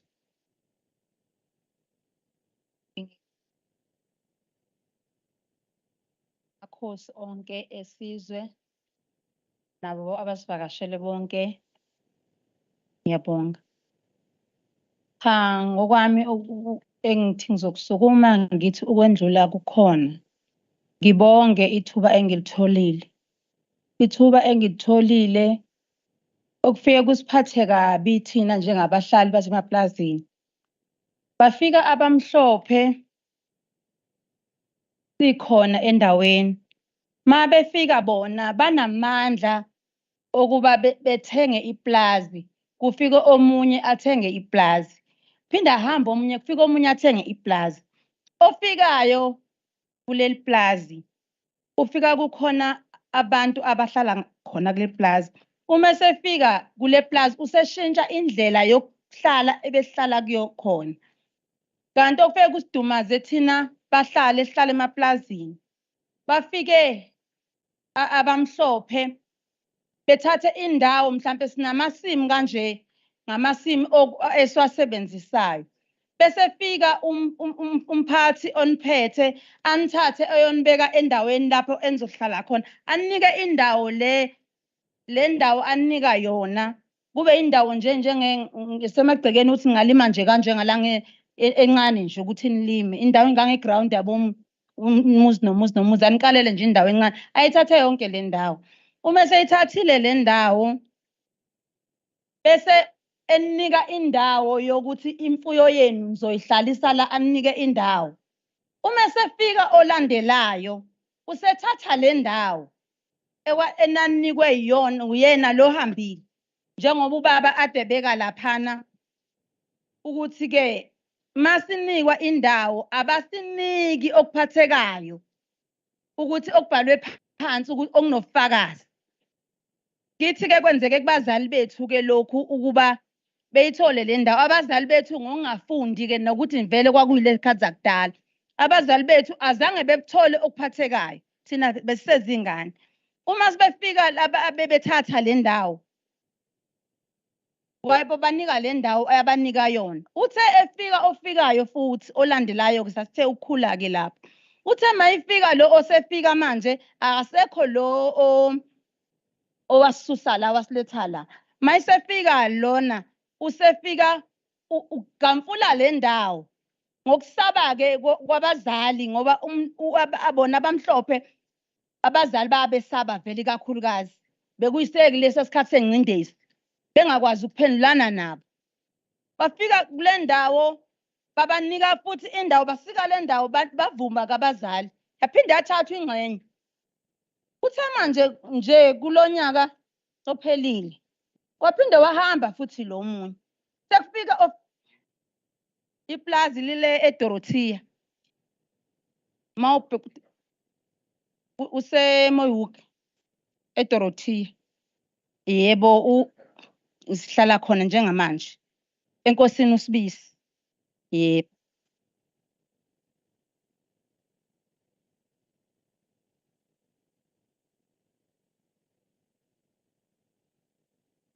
Yebo. Yebo. Ngingabonga kakhulu ngoba noSisilindiwe ngiyajabula ngoba ngiyambona engamisana naye kulolu daba ngoba size sathatha salisa khona eFryhead. Usisilomnyango la. Ngiyabonga. Besicela ke ozokwenza izethulo zomnyango wezabasebenzi ukuthi ama cases okuhlukunyezwa kwabasebenzi kwenzakalani la.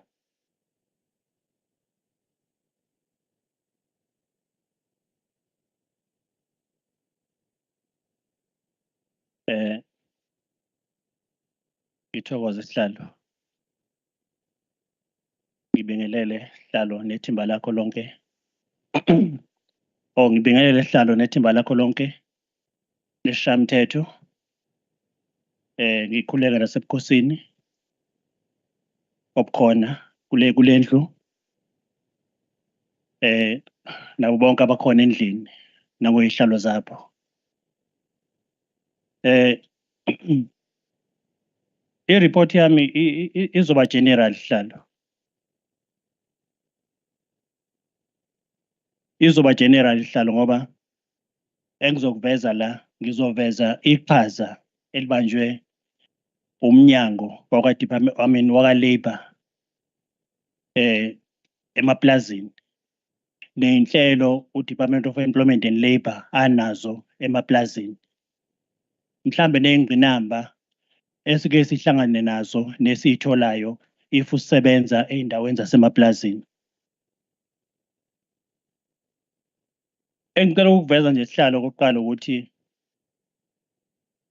ngemithetho esisebenza ngayo uDepartment of Employment and Labour ungenelela kuphela uma kunobudlelwano if there is a relationship between an employer and employee, because imithetho yethu ivikela kakhulu abasebenzi abasuke bekhona ngaphakathi emaplazini. Ukuze makukhona ukungagcineki kwemithetho sikwazi ukuthi umqashi a-account for izinto esizibona zingahambi kahle ngokwemthetho esilandelayo. Esike sikuthole mhlambe kwezinye indawo ngokungenelela kwethu or mhlambe before ngifike lapho ngizoveza nje okokuqala ukuthi unyaka nonyaka sinenhlelo ezikhona. Uhlelo lokuqala ejwayele ukuba nalo esiba nalo unyaka nonyaka uhlelo lwe-Blitz program la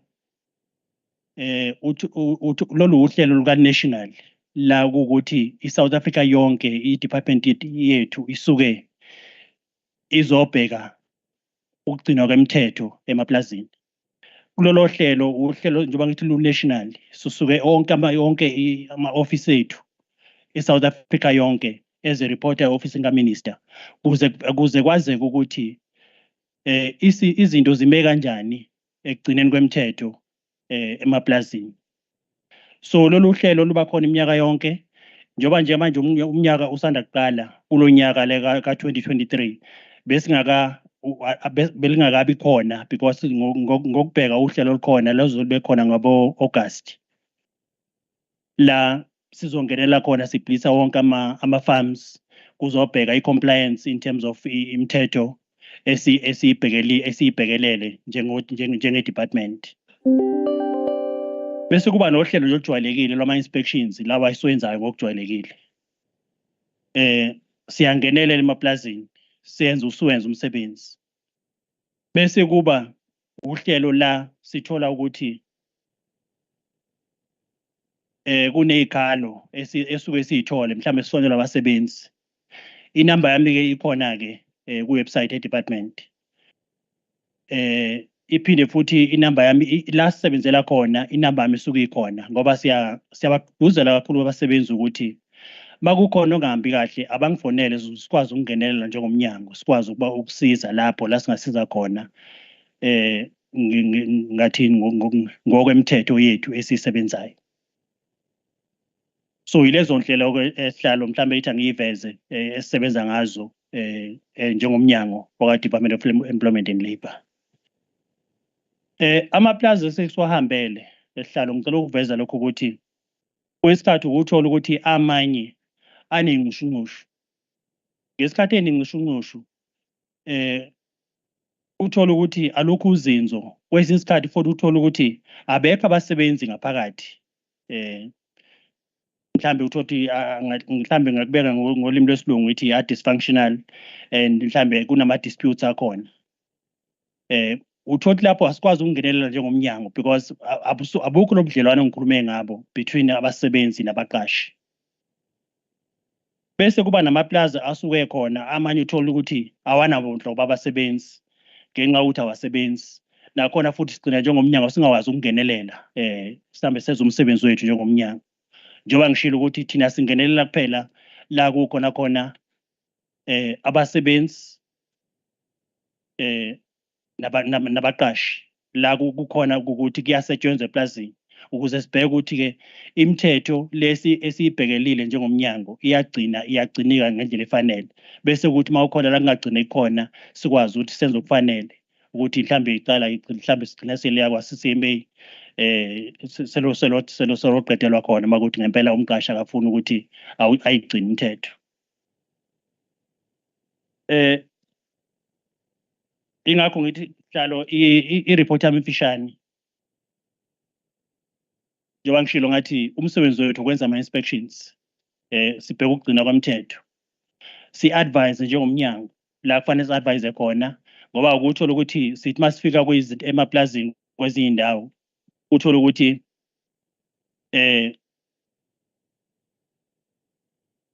mhlambe thina akukho esingakwenza kodwa abasebenzi siyabaluleka ukuthi nanku umnyaka eningawuthinta kulezi inkinga enibhekene nazo kungabe mhlambe u-SAPS kungaba rural development noma kuya ukuthi inkinga mhlambe sithi masifika emaplazini iziphi inkinga suke mhlambe siyithola ukuthi zikhona kodwa lezo ebhekene nama-Basic Conditions of Employment Act ne-Occupational Health and Safety Act siyangenelela kuzona sikwazi ukuthi sisebenze sikwazi ukuthi-ke senze ama-report bese mhlambe senza nama-recommendations ekufanele siwenze njengokomsebenzi wethu.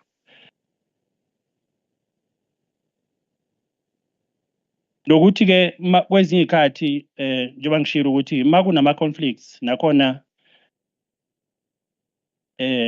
sike sibarifeye sibasize futhi abasebenzi ngendlela esingabasiza ngayo singabaluleka ngayo ukuthi kufanele benze njani yimiphi iminyango kufanele bayithinte ukuze kwazi ukuthi basizakale. Ingakho hlalo ngithe i-report yami i-general kakhulu njengoba ngishilo ukuthi sisazongenelela so angikwazanga ukuthi ngibe specific ukuthi nanka amaplaza sesiwavizithile kulonyaka njengoba ngisho ukuthi uhlelo lwe-blitz lokuthi engithe lu-national lolo hlelo lusazokwenzeka around August la sizoblitza wonke amaplaza akhona kuyindawo esiyisebenzelayo kakhulukazi njengoba thina sisebenzela umasipala waPhongolo umasipala waseDumbe nendawo yaseFrayed la sowangenelela wonke amaplaza akhona sibheke i-level of compliance ngendlela efanele kodwa ngokomthetho unyaka nonyaka siyangena emaplazini siyasebenza emaplazini sikwenze okufanele sikwenze, sibheke ukuthi imithetho iyagcinwa yini. Nenkinga ekhona ke sibanazo ke ngoba ezinye zazo nje mhlambe nje asuke ibalula kancane ukuthi ukuthola ukuthi kuyasetshenzwa emaplazini. Ngeke ngayiveza lezi inkinga ngesikhathi sise-Friday ukuthi uthola ukuthi amanye amaplazi agcina esebenzisa ngizokubiza mhlawumbe ngwesilungu ithi ama-undocumented foreign nationals. Uma sifika thina uzothola ukuqhamuka kwethu sifika isikhathi esiningi bazofihla labo bantu ngaphandle makuthi sisuke sesazi lese mhlambe sithola ikhona ukuthi hayibo lana kunama-undocumented foreign nationals. Mase sifikile siyazi ukuthi sizokwenza uhlelo thina sihlangane ne-Department yaka-Home Affairs aka-migration abasizosebenzisana nabo sihambisane no-SAPS ukuze sikwazi ukuthi sizongenelela kubhekwe lokho sibazume sizongenela ukuthi singenele sibheke ukuthi ngempela kwenzakalani la. Ngoba abanye uthola ukuthi nakhona ezinye indawo esike siyithi inkinga esike siyithola ukuthi uthola abanye abasebenzi abarejisiwe for UIF. Kodwa sothi masifika kuzovezwa laba abarejisiwe ku-UIF. Uthothi singakwazi ingakho ngithi lolu hlelo lwe-blitz la sifika khona singashongo ukuthi sizofika. Ilona kakhulukazi likwazi ukuthi lisize njengomnyango ukuthi sibone ukuthi kahle kwenzakalani because sifile sizume sifike kungazelele umuntu bese sikwazi ukuthi siqhubeke nomsebenzi. Ntanenkosi, ngicela ukubuza nje before you sit down, from January to end of April mangama-farm eniwahambelile? Sihlalo kuzoba nzima ukuthi mhlambe ngibe specific Akhona kodwa. akhona esiwahambelile kodwa okwamanje ngawuthi focus yethu isesophongolo.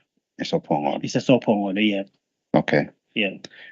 Number 2, nike nikhulume yini mhlambe namakhansela ikakhulukazi ama-ward councillors noma niye emkhandlwini ngokuhlukahlukana kwayo ukuthi mhlambe nicela nje ukuthi nezozethula nisho ama-services ikakhulukazi imikhandla efana njengalo waseDumbe onamaplazi kakhulu ukuthi naku ningobani niphuma eminyangweni othize uma ngabe mhlambe beyoba nama-ward committee meetings mhlambe la nokunyazwa mhlambe ngoba la kwamalungelo abasebenzi amakhansela angakwazi ukuthi into nihambe nabo khona nizokwazi ukuchazela abasebenzi ngabalungelo abo njalo njalo. Niyakwenza into efana naleyo? Sihlalo uhlelo esijwayele ukuba nalo njengomnyango ilokhu ukuthi sine-stakeholder forum. Iyona platform njengomnyango esikwazi ukuthi sibize bonke sihlangane sonke sikwazi ukukhuluma ukuthi njengomnyango senzani. Mhlambe into esingayenza moving forward ukuthi sikwazi ukuthi mhlambe njengala kule ndawo sibe nohlelo esingalwenza ukuthi singenelele kodwa ngokwazi kwami mhlambe ukuthi nangu ubamavuso nawo usaphumile bayazi ukuthi siyasebenzisana kakhulu nabo ngoba nezinkinga ezisuke zikhona bayazi ukuthi suke sikhona nezinkinga abasifanele basibikele zona amakhansela asibikela ukuthi no sicela nivakashele endaweni ukuthi ngicabanga ukuthi umsebenzi wethu usuyaziwa Sihlalo kodwa unyaka nonyaka siba naso i-stakeholder forum la sikwazi ukuthi sikhulume sonke sihlanganise amakhanda. Angithi awukho umasipala ongenawo umkhandlu wamakhosi? Awukho esusebenzayo. Ikhona imizamo esenike nayenza ukuthi nibavakashele nje nibeke indlela bahlangana nini nifike nizozethula nje ukuthi ithini osibanibani sisebenza eminyangweni wakasibanibani siyazi ukuthi indawo enizengamele ezinye zazo zinamaplazi and uma ngabe ukuthi kunokuhlukumezeka kwamalungelo abantu nazi inombolo sitholakala khona. Aniboni ukuthi mhlambe ngawumqondo omuhle ukwenza lokho?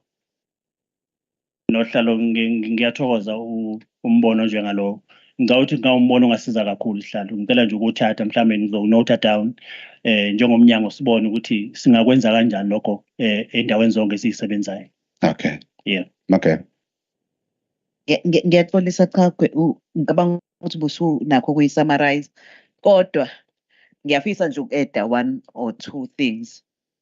Asishintshe approach yabo le ukuthi siyababiza ayizwakali kahle.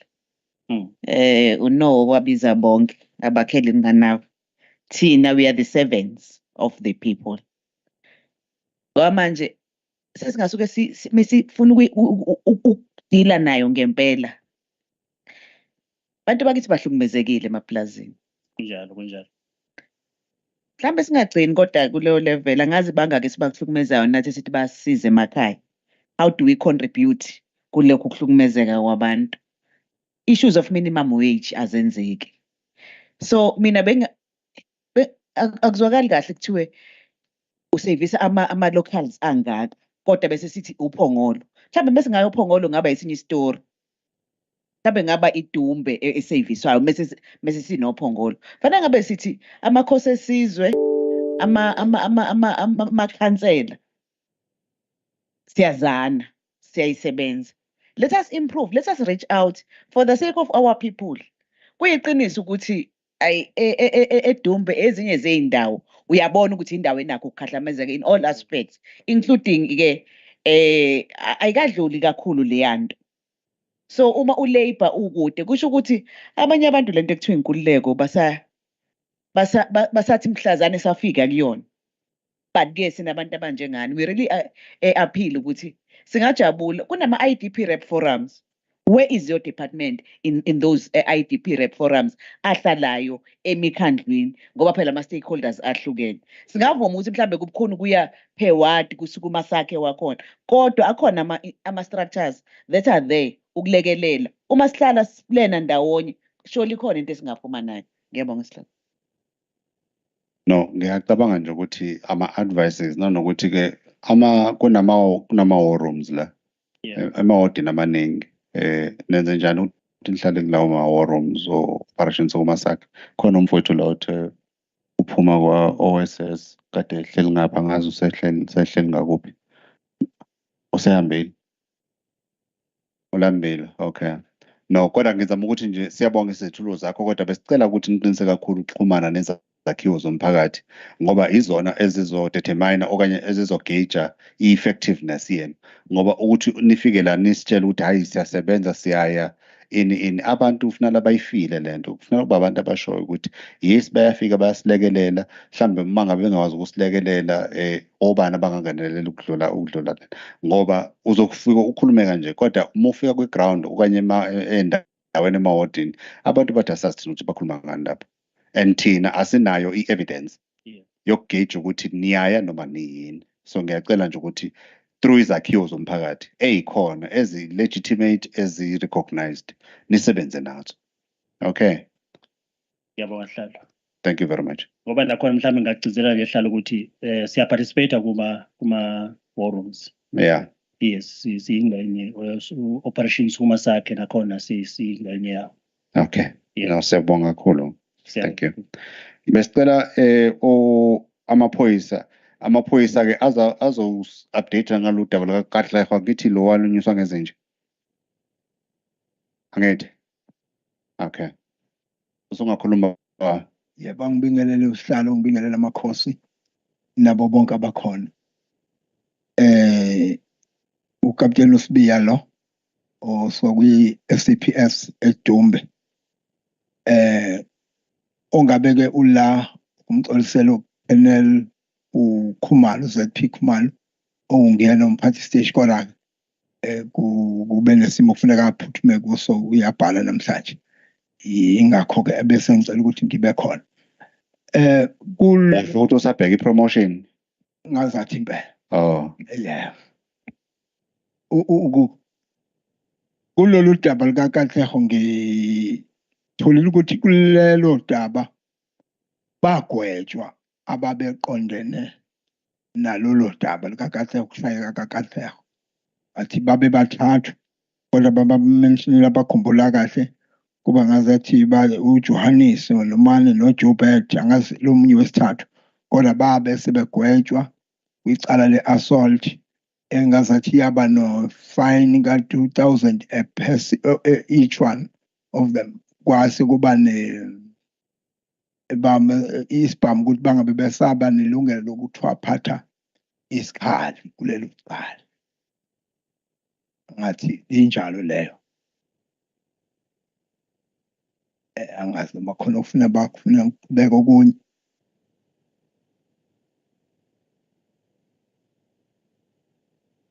ikwakuyi assault iyaba assault GBH. Yebo. Umphenyi walo ngathi beku Sergeant Shangazi.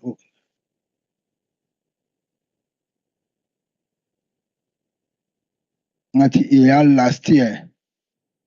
Last year. No, ngiyanginawo sisiqonda aqonda ngathi kodwa ngiyathola ukuthi udaba la last year and ngoba bengithi ngicele nomphenyi wakhona ukuthi abe khona kodwa unye sebesengiqithi khona la committed khona kwamanje kodwa benabo bezoba khona ichaze kahle but ngaze bake bayichaza futhi kumhlangano obekhona eFriday. Ngicabanga ukuthi kulokho athi uNtshangasi ngathi ubephethe icala nje manje. Ya uNtshangasi ngoba ungithintile umphathi wabaseshi uKhumalo wathi uNtshangasi ke uyena uthi uyalikhumbula lelo cala. Ingakho bengimcelile nami ukuthi akebe khona eduzane kodwa isimo ke bengenzela ukuthi kube ne evidence esobala ungabe ukuthi sikhuluma ngazathi indaba exoxwayo nje. Yeah. Okay.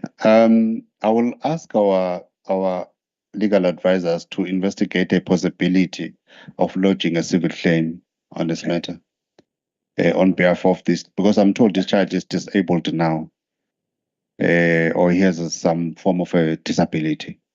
Okay. We'll then assist them to see what can they lodge a civil claim against the perpetrators.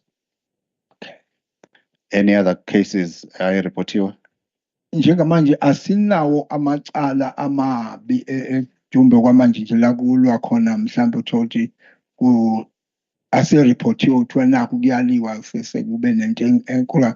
Amacala nje sike sabanalo leli lalapha ya esikoleni ukuwebele khona umsindo umeya udeputy mayor usike wathi uyichaza kafishane lesindaba yesikole bekhona lapha ya kodwa ke iya addresseka le iyaqhubeka kukhona ngoba nengane kuke kwaba khona leyo challenge ukuthi kungahambeki emgwaqeni kodwa ukuxhumana nomphakathi nabo abathintekayo ukube khona ukuthi ngoba ingane nakho kuyafundeka bese kuba okuye kwaba inganyana futhi kuke kwaba khona lapha ya imayini kodwa kwakuba maqondana ke lokho abebefuna umshini bezothatha imishini wabo bathi kunomshini wabo semayini nabanye kodwa kuleli plaza ngale kungasenkonkotho bekhala ngemishini yabo ukuthi banika umshini umnikazi ophethe imayini manje befuna ukuthatha nalabo abasebenzi bethi ngeke thina siwudedele ngoba asiholeliwe kwakuba yilezo zinto kodwa bexoxisana not kodwa ngokwase case ethu njengo SAPS kube khona ama-esiba nawo kube khona namanye kwaba khona bekwa khona umuzi ngithi wakwasibiya osake saba just nama-challenges sanyana lo muzi uma ubheke udlule enkonkotho ubheke ezansi emfuli lapho kunomuzi osezansi ngiyazi kayazi kahle le ndawo yala kodwa lapho kwakukhaleka ngocingo ukuthi ufake ucingo likagesi umnikazi weplaza manje lisondele kakhulu eduze kwendlu ukuthi manje ingane izoba kanjani if zidlala kanjani uma kunosingo kwakuyinto enjengalezo kodwa ke nakhona asinalo icala elivuliwe nje. Oh, okay. All right. No, Salo ngiyabonga. Mhlawumbe ubungozi engibona lapha kumkhunjini ukuthi angasuke awalibala amanye ama cases. Kanti bengathi une inventory of the cases okudilwa nawo. Also sithi le ipi ngoba ikhona nje imbuzwana yabo le kaKatlego sitshelwa ifine kodwa asitshela ifine is an option. Ufike unikeze isigwebo bese uyanikeza ne-option ukuthi mhlawumbe ungagwetshelwa iyona ke wayithole isigwebo esingakanani ngoba kubukeka nanokuthi angisakhumbuli noma iyona le kaKatlego eyayingagcini kuphela ngokushawa kodwa nangokulimaziswa ngezinja. Yabo manje sengathi ngikhani reporter nje bengazi ukuthi kwaba ukuthi ingane ishayiwe kuphela kodwa kwazi kwaba khona nanokuthi alinyazwe. So i-report i-verbal kakhulu and noma uzama ukufisa ukulandelela usuzama nje ukuthi urely to your memory kodwa i-report kufanele ngabe nayo siyibona ibhaliwe. Thanks. Kunesandla lapha mnewethu lapha ngemuva.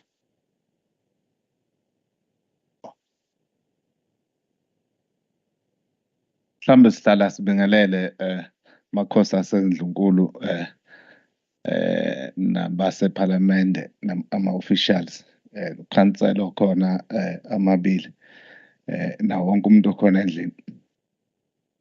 Ngisukuma nje ngoba lolu daba likaKaTleho, it's a very touching issue kubahlali baseWatwana ngendlela yokuthi ngalesikhathi lwenzeka lalune potential yokukhoza udlame endaweni yaseDumbe. Ngesikhathi lenzeka luhanjwa icala eDumbe wawubona futhi ukuhlukana phakathi kwabamnyama nabamhlophe. We were there. Wawubona futhi nanendlela ukuthi the system ye-apartheid isesekhona inhlese nakuma officials ukuthi the system that is there isabavuna abamhlophe. Ngoba ngomunye wacishe waboshwa nje boshwela udaba likaKaTleho ukuthi asihambisani nesikubona kwenzeka. uKaTleho waluza ngisho indawo yokuthi nala ehlala khona kuleya ndawo umlungu wathi akasamfuni khona ukuze azathathwe nje ayohlaliswa kukhansela ingoba umlungu wathi akasamfuni endaweni. Okwakune potential ukuthi umndeni wakhe wonke ukuba waqhubeka wahlala ongaxoshwa ususwe kuleya ndawo. Now eDumbe it's very touching. Yabona nje manikhuluma nje sihlalo niseDumbe sifisa ukuthi ngathi ngabe iParliament like lisuke nje lonke lizohlala eDumbe likhuluma indaba zasemaplazini ngoba masiyibuka le ndawo mina ngokwami yabona nje mosuka nje Piet Retief Paul Pietersburg uthi U-Threat indawo eyisaphethwe ngamaJalimane futhi kubusa wona ngeke watshele lutho. Awu iphoyisa nje futhi into angayisabi ngoba babatshela ngisho abaphethe emaphoyiseni lalela ke awuzukumbopha lo. Mina I had an issue neJalimane ngelinye ilanga kweza uMasteshi impela uMasteshi wonke sengivula icala wazothi licishe lelicala ngoba amabhuna walivumi. Now that's the way esiphila ngayo nje eDumbe ukuthi even nabaphethe iziteshi bayabalalela abamhlophe wena umuntu omnyama usilutho nje eDumbe.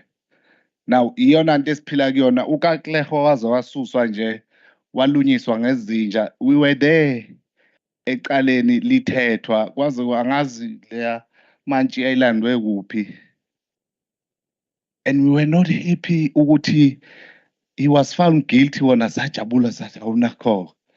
Mase sishintsha lesinqumo sokuthi utholakalwe nje ngeqala kwathi hayi khokha nje 2000 rand uhambe ekhaya. Saphuma saya phandle sake samangala ukuthi wawona lo 2000 rand akuzukuya naKaTleho. U2000 rand othathwa uhulumeni. Now uKaTleho kulesimo sokuhlukumezeka asakusona nokuphazamiseka wayeka ngisho isikole. Now but namhlanje sisamele sithi sisezweni esithi nathi people shall share ekuhlaleni kwethu eSouth Africa kodwa kube kusenezimo esiphila kuzona eDumbe kanje. Umbuzo nje wakwabuza omunye ubaba eNewcastle eyibuzela wathi besayitshwana belungu eyibuzela nje lo baba ngoba hayi kuleli lakithi basesayitshwa lokho nje asikusho. Siyabonga. Ngiyezwakala mnewethu. We will ask for a court order, but over and above that,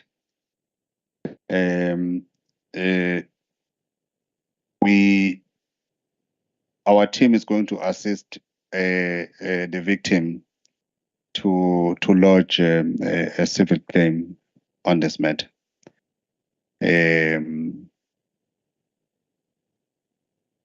but the two lawyers are going to work with you, Councillor, to see ukuthi we are not going to involve this time around inland legal aid. These two lawyers are going to assist us directly. Okay. Yeah.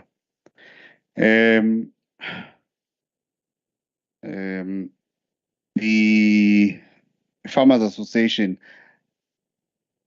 who is speaking on your behalf?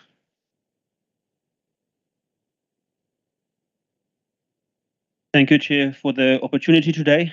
Ngiyambingelela amakhosi nabonke bakhona. I really like to thank for the opportunity today that you have invited us. I think it's one of the first times, many years, that we have been invited to a forum like this, where we can maybe discuss matters. It was a little bit short notice, and we didn't really knew what we had to prepare or not to prepare, so we came just to listen. I just wanted to maybe note that the 3.1 option there, DARLAD, I think it must be DALRRD. I think that is vice versa, that Department of Agriculture and Land Reform. Chair, we take note of everything that's been said here. I want to stress the fact is that if possible, we should not generalize issues. If there's a point or a case or a person or a community or a office or whatever it is, let's put it to the point, to the name, and not generalize. There are people talking about Abalungu, then there's another guy that's talking about Abantu Bamhlophe, and they're generalizing. And one of our councillors was on radio and made a speech on radio, and she generalized about the white farmers in Port Petersburg. And I think really that's not appropriate, if I can mention that. What I want to stress actually is there are a couple departments that use our office. If I say our, it's the local EDUMBE Agri Center, the Farmers Association office. We've got a secretary working there. We've got a system, we've got a databases, we've got everybody on board there. Some departments use our system, which is open. Obviously, it's according to the POPIA Act, it's not legal to open up information. But I mean, we can. I've got 100 people under me that are joined under my my office, which I'm the chairperson of. So I'm inviting every department to come to us. We are open every day. You've got my number, you've got my email. You can come and discuss matters, specific matters. We can help, we can liaise, we can connect. We've got systems as well. So I'm inviting everybody to come to us. We've worked very well in the past with, I think it's Brigadier Zungu now. He was a colonel last time, with Captain Spear and Colonel Kumalo. We've got, I think, a very good relationship. So if there are any cases, they can come to us and we can assist. We are not aware of them. I know of the Mana case and one here and one there, but in general, I think there's quite an open relationship with SAPS, which I'm very grateful of. I think if we as a Farmers Association committee must raise our single issues, as has been done here, we can sit for quite a long time. We also have got many issues, and often we don't know where to raise them. Because if you take it to a councillor, there's nothing happened. We're taking it to the Amakosi, we've not got no response. If you take it to the municipality, it sort of is not more important because it's Abalungu, no, I don't know what it is. It seems as if our complaints aren't being heard and we don't know where to raise them. And I don't think it's this forum to do it. I don't think so. Another problem that we as farmers actually have, or farm owners, is our farms are being targeted as housing projects. And I really do not think that housing projects is the place for commercial farms to, what's the right word, to be done or to be run the developments. Yeah, we talked about potholes. As we speak now, from Monday, we as private are busy repairing the R33 road from Vryheid to EDUMBE. We're doing it with our own money, fixing potholes, because the government just seems not to be listening. The P303 road that's going to Bazangoma, Ward 1, there's our councillor, is being stopped by the same person that closes the school down at Bazangoma, Mr. Lushaba. It's the same person that stopped the whole road that's being tarred. The mayor phoned me and he said it's one of my farmers, my white farmers, that is stopping the school and closing stuff there. And I just told him it's not one of my farmers. He's not joined in my farmers association. It's one of, if he may direct numbers, his farmers, because he's not joined under the farmers association. He closes the whole tar road. He stops a government project, one person. So yeah, we've got issues. We've got places. I'm very grateful for the opportunity.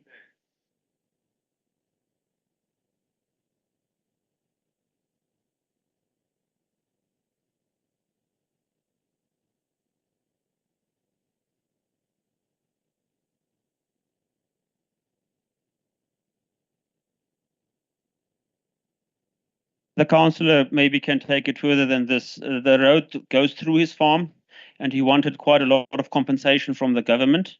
There was a bridge that was being built over where the river was, and then he halted the project for 3 or 4 times. And every time it's being halted, you have to pay penalties, and those penalties have eaten up the whole budget of building the road. And suddenly now the project has been stopped because the budget is finished, depleted.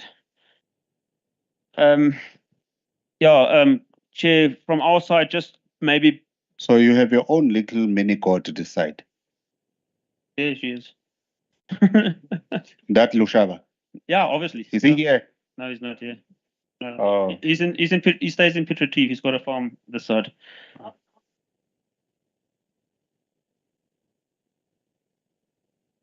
No, it's fine. We'll have to deal with this one. It can happen. If it's happening, should we insist was the issue? So bona what? So that school that Deputy Mayor talked about, I mean, our parents and grandparents built that school for the community, and it was handed over to the government, leased obviously on private land. And we also feel very strongly about it because all our farm dwellers' kids are going there, and now he just stopped the school, and unfortunately, education department did nothing about that. It's quite a serious matter that he bought this farm. Same person. He bought it. Yeah, he bought it. It belongs to him. The farm belongs to him, yes. Yeah. Is the black person? Yes. Yes. No, you can't be a Lushaba and be something else.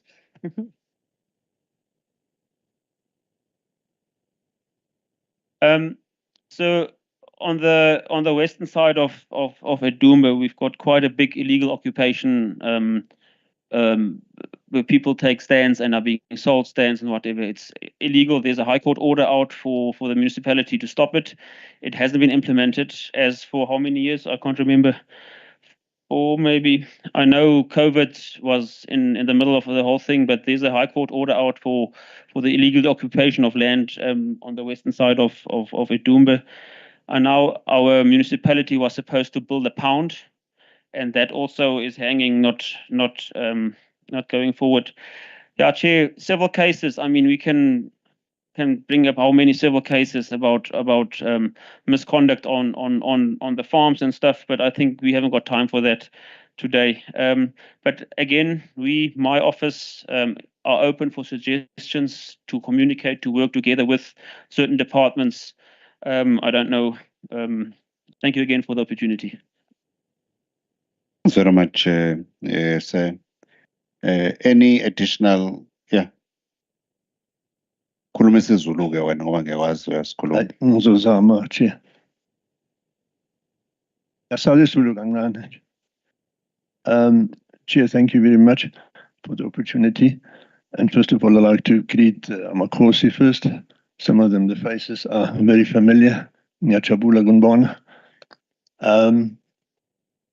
I just want to add on to what Mr. Pirma has said as a chairperson. also as a member of the community and ex-councillor and whatever. And I had a lot of exposure. I live in this area for all my life. And I just want to assure the meeting and the department that what Mr. Spear has said here, sorry, Mr. Spear, that I mentioned your name, but you have made quite a few accusations about the Germans and all that. We, as the community here, should work together, black and white.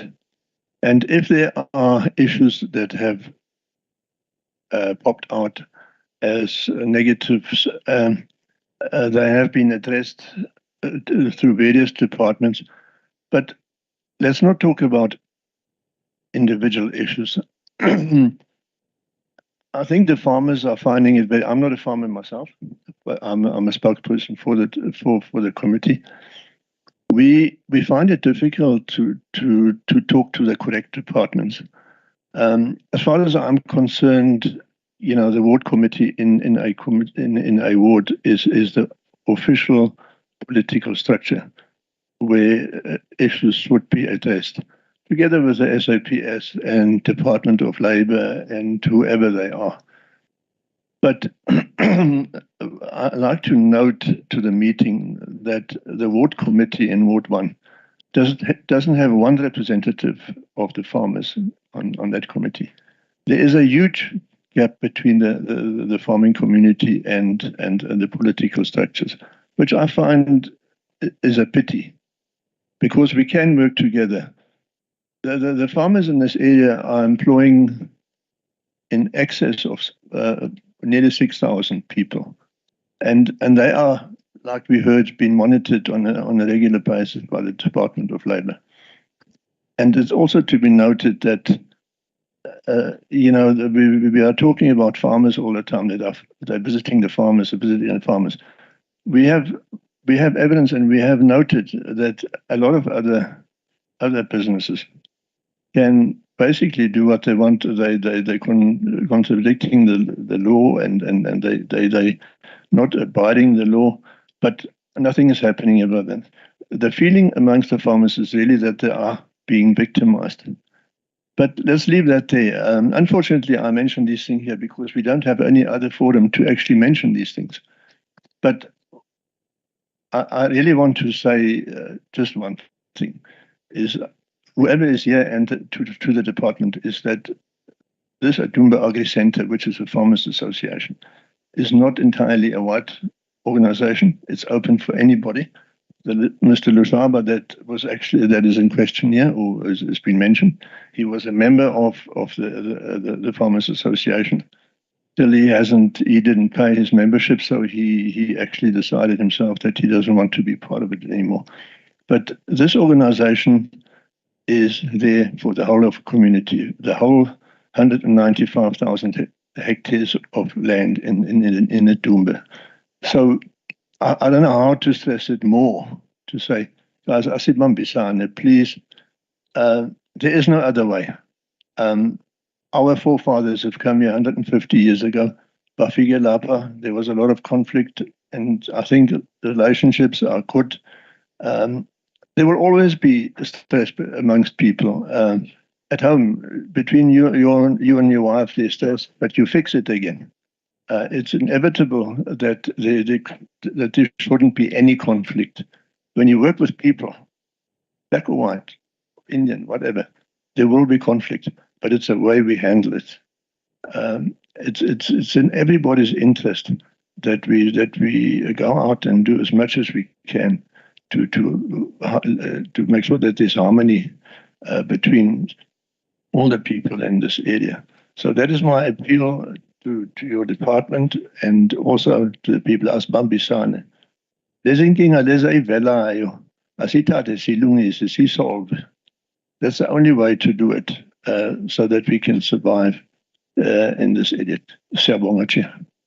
No, thank you very much. The last comment. I greet everybody, and thank you so much for such a high delegation to come to us. We are really honored, and we are excited that we can start to talk to one another, which is always very good.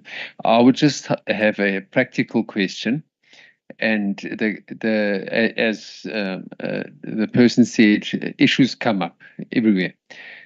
I would like to give 3 examples, and my question is, what do we do? I'm going to give all 3. Maybe there are different answers, but maybe there's one answer.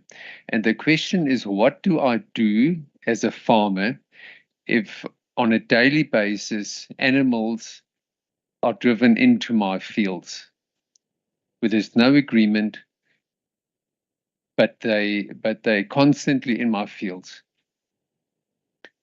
That example is myself. So if I say to that guy, can I help you? Well, what's happening here? Your goats are in my fields every day. And he says, Isaiah 4. So I say, okay, on my cost, I will close it off with the isefo. And then he says, kanti bazosutha kuphi?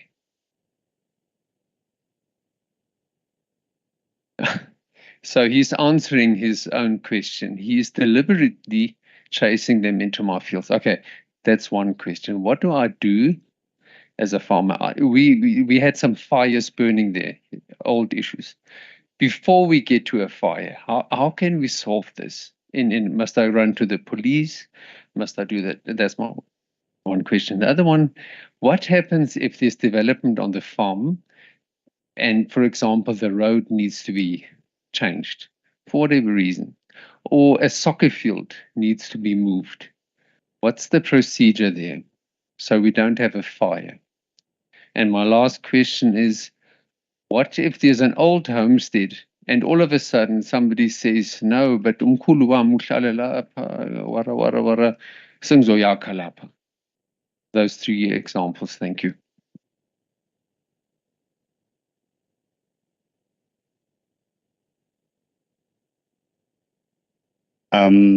I'll give Make, but then I will attempt to respond to some of these issues and also give my remarks on the overall proceedings of the meeting and give the resolutions of this meeting. There are not many, there are about 5, but they are comprehensive. They cover almost all aspects of the meeting. That's how we are trained. As when you chair a meeting, you listen to everyone, then you try and accommodate everyone who has spoken in a form of a resolution of a meeting. Makeba. Thanks, Chair. I won't be long. Kodwa, now that we have been here and there are issues that were raised, some are very touching. Obviously, there is, in every story, there is 2 or more sides of the story. Kodwa, it's really touching. We saw it on media into kaKatlego. Ngiyafisa ukuvumelana with the gentleman who said issue of race was there. Those who are sympathetic to a young boy and those who were saying noma ngabe kunjani. Thina we are exposed, we are no longer young, we are exposed kulezi zinto zokutritheka kabi. Yabona? Omunye ubaba in another meeting once said, another form of corruption the government of the day is doing is the issue of buying umhlaba wakithi owawuthathwe kithi wrongly, but nothing is being said. I think really we need to, when we are saying let us asilungise holistically. Ngoba seyizikhona izinto ey'velayo sihlala, I'll propose few things. Izinto that has to do with human rights. Ayingagcini kuphela thina we are dealing with the issues of land matters. But ikhona izinto that talks to human rights. Can we see the commission? Can we then engage the commission to say, EDUMBE ilokhu ivela, but we cannot make judgment. Kodwa human rights, ake sibone ukuthi ngempela chapter 2 of the constitution of this country uyalandeleka yini eDumbe. That is the proposal engifisa ukuyibeka endlini. Kodwa before speaking even kwi-commission ngiyafisa nje sibe nakho ukuthi sonke masiphuma la sithi sidingana kangakanani.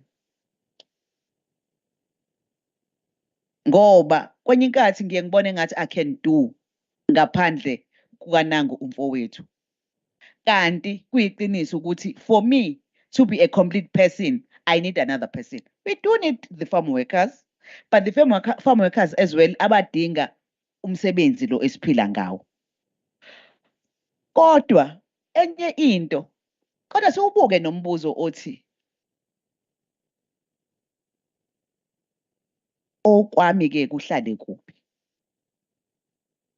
It might be a very unpopular statement, kodwa iqiniso ukuthi ke uma sithi this is the best constitution, because sisho njalo sonke, siqinisekisa kanjani ukuthi iyenzeka this particular constitution? Siyisho mengabe izothi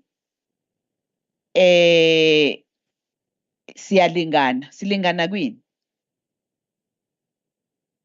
Uma sithi uBill of Rights asingakhulumi siubhekisele, kodwa sikhuluma ngokuthi wonke umuntu unalo ilungelo.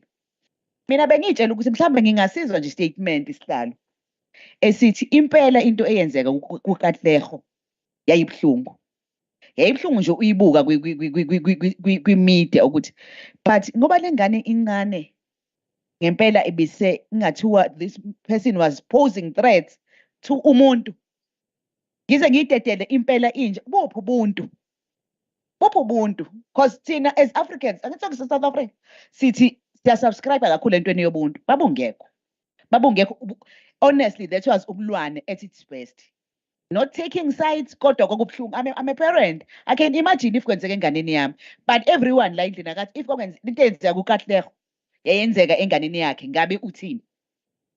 So ilokho mina sihlale bengikuthi while isila zikhona ngempela izinto some other department and some other institutions, kodwa nama departments akhona angikho happy ngento yokuthi khona izinto obonayo ukuthi umama ukhuluma ngokuthi babenikezwe umhlaba ongaka wafika omunye. Those are verbal agreements, but nathi sifuna ungena kuona at this time and age esithi khona ama-verbal agreements ayakwazi ukushintshwa, but our bind everyone ozobe elandela. Sikhuluma ngomhlaba la engizobe nami ngifaka izinto engifisa ukuyishiyela my generations to come. So bese kushintsha that verbal agreement kwenzakalani? So those are the things okufanele sithi we really touch on. Kodwa ke na khona into evelile sihlalo ethi kubuye ngathi kutargetwa ama-farmers kuphela. Ngeke phela sizokhuluma ngo-retail la ngoba asidili naleyo sector.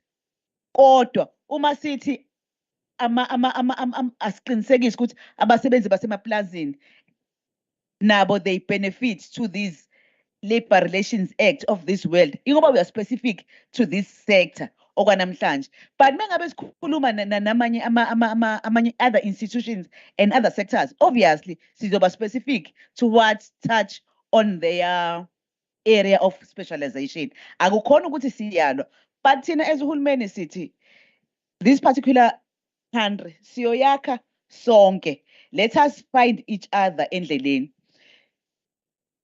Into yama-ward committees angazi ama-invitations aphuma kanjani.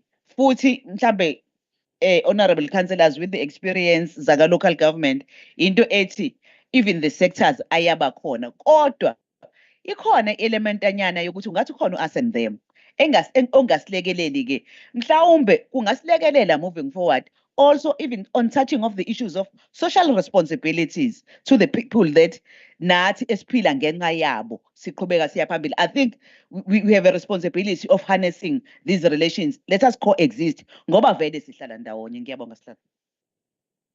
Siyabonga Magebe, former speaker of a municipality, this one. She also chairs the portfolio committee on public petitions. Participation, it's a long name. Colleagues, okay.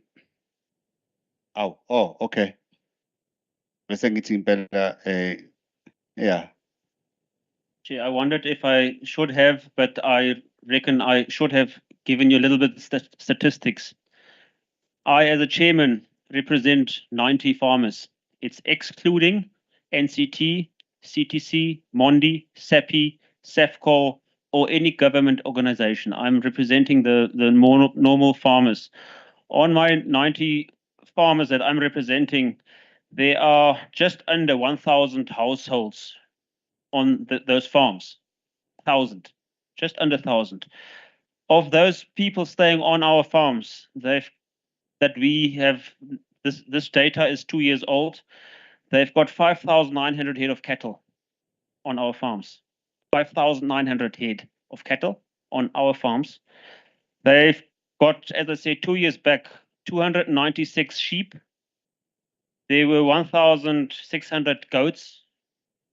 The hectares of the lands that are being, where they plant maize and fields, that unfortunately I haven't drawn out of the system today.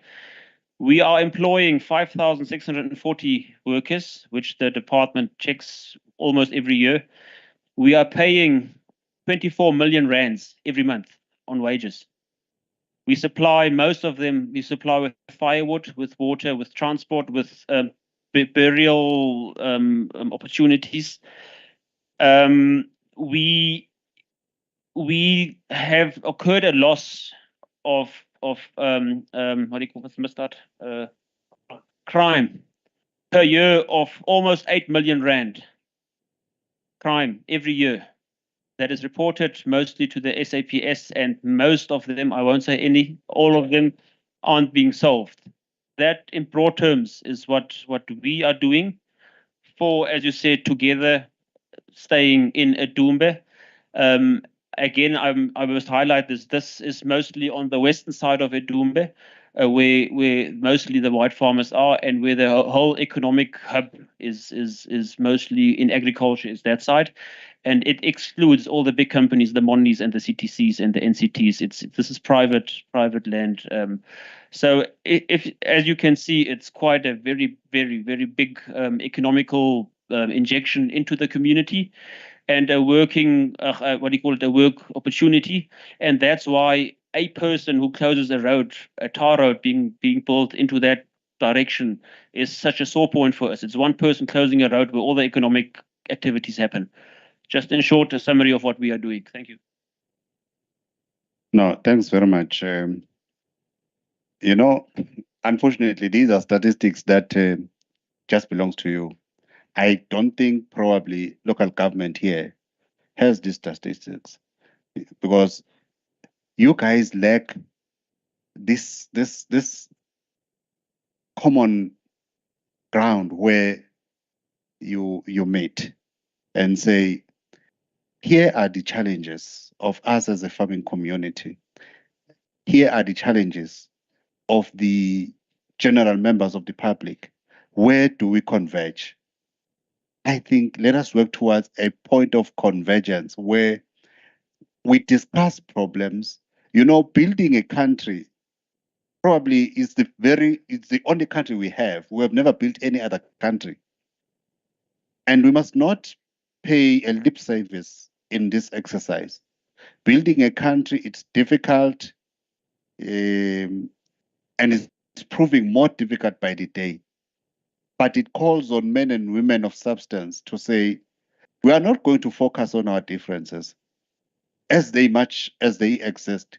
But what is our common objective? What are the values that defines us as South Africans, as people, irrespective of our color, irrespective of our creed, our religious convictions, and so on, as a people? At the end, a people of Christ. Because you may differ about everything else, but there is one thing we all believe, that we are all belonging to a living Christ. If there is that point of convergence, we can then work our way down to every difficulty that we have and find a common ground. I can tell you, that is why on my opening remarks I said, you may be so wealthy, When you die, you don't know where your soul will rest. We always wish may it rest in peace. A millionaire's soul is equal to a street child soul when that child dies. We all go to God, naked as we were. But we have to find it in our hearts to say, what is this thing? This color, what is it going to do for us? For generations to come. It's not going to do anything. But it will exacerbate poverty for the previously disadvantaged, for the black in majority. It is also going to exacerbate this hatred that they will then throw into the direction of those who have something. And our goal must be we want to strive. I can tell you economically, it's very difficult to say we must be equal. It can't.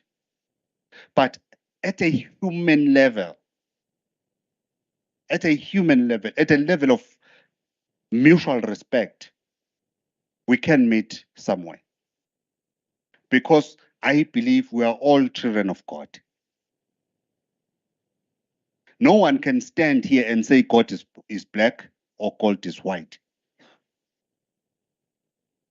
Holy Spirit is colorless. This is the only country we have. No one is going to drive you to the banks of the river because you are South Africans. We are children of the same country. I like your attitude when you say, let us work on our problems. Our problems must not define us. We must not be defined by problems. And I want to repeat this. You may differ about the system of politics or of governance and everything, but we must never, ever be different. When I meet a white man with a blown out tire out there, I must stop and assist you. I must not stop with a purpose of robbing you. Equally, when you see a black person in a crisis, you must not feel fear that probably it's a trap when you stop to help. You help simply because your heart of heart says, I'm doing it because there is another human being in trouble. EDUMBE can be a platform for the country to understand how to go about normalizing race relations in this country.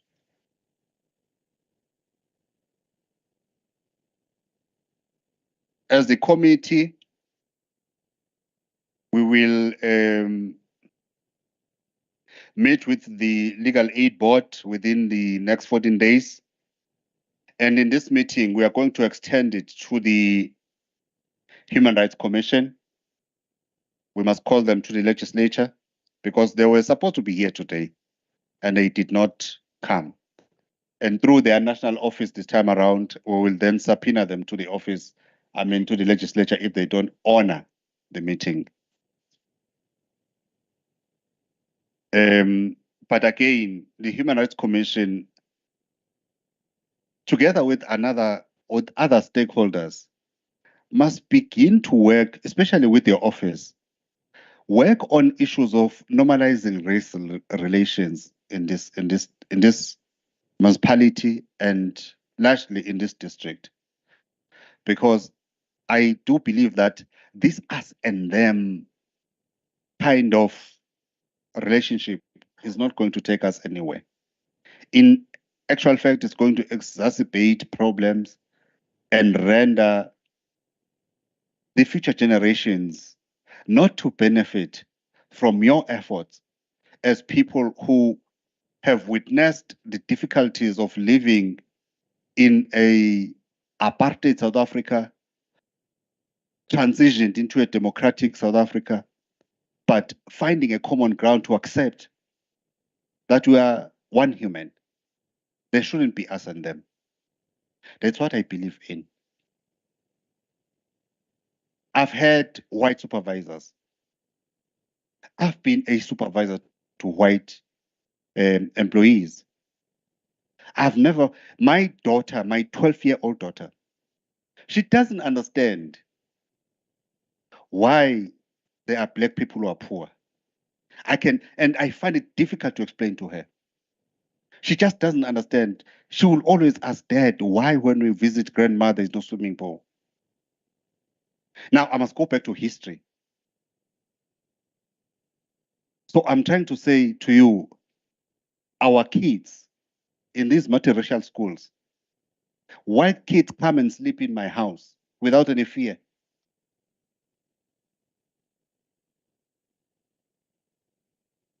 Indian kids come and sleep in my house without any fear. I don't fear my white neighbors.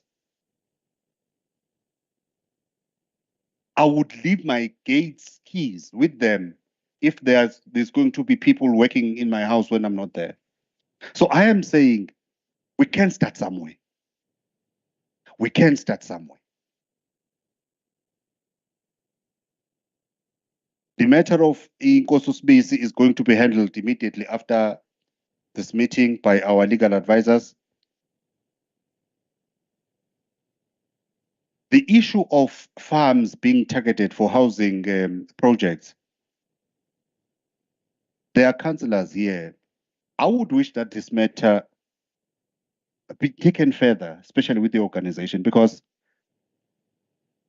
the farm dwellers who resides in your farms right now, they tend to somehow not benefit from housing projects that are taking place throughout the country. Because when there are RDP houses being built, one of the requirements is that an RDP house will be built where you reside. But that does not, and the government does not build an RDP house where there is no assurance that tomorrow this person is not going to be evicted. That's where then I am saying, where is this point of convergence at the level of humanity? It's not right for a person to live in a madhouse. The weather patterns these days, anything can happen.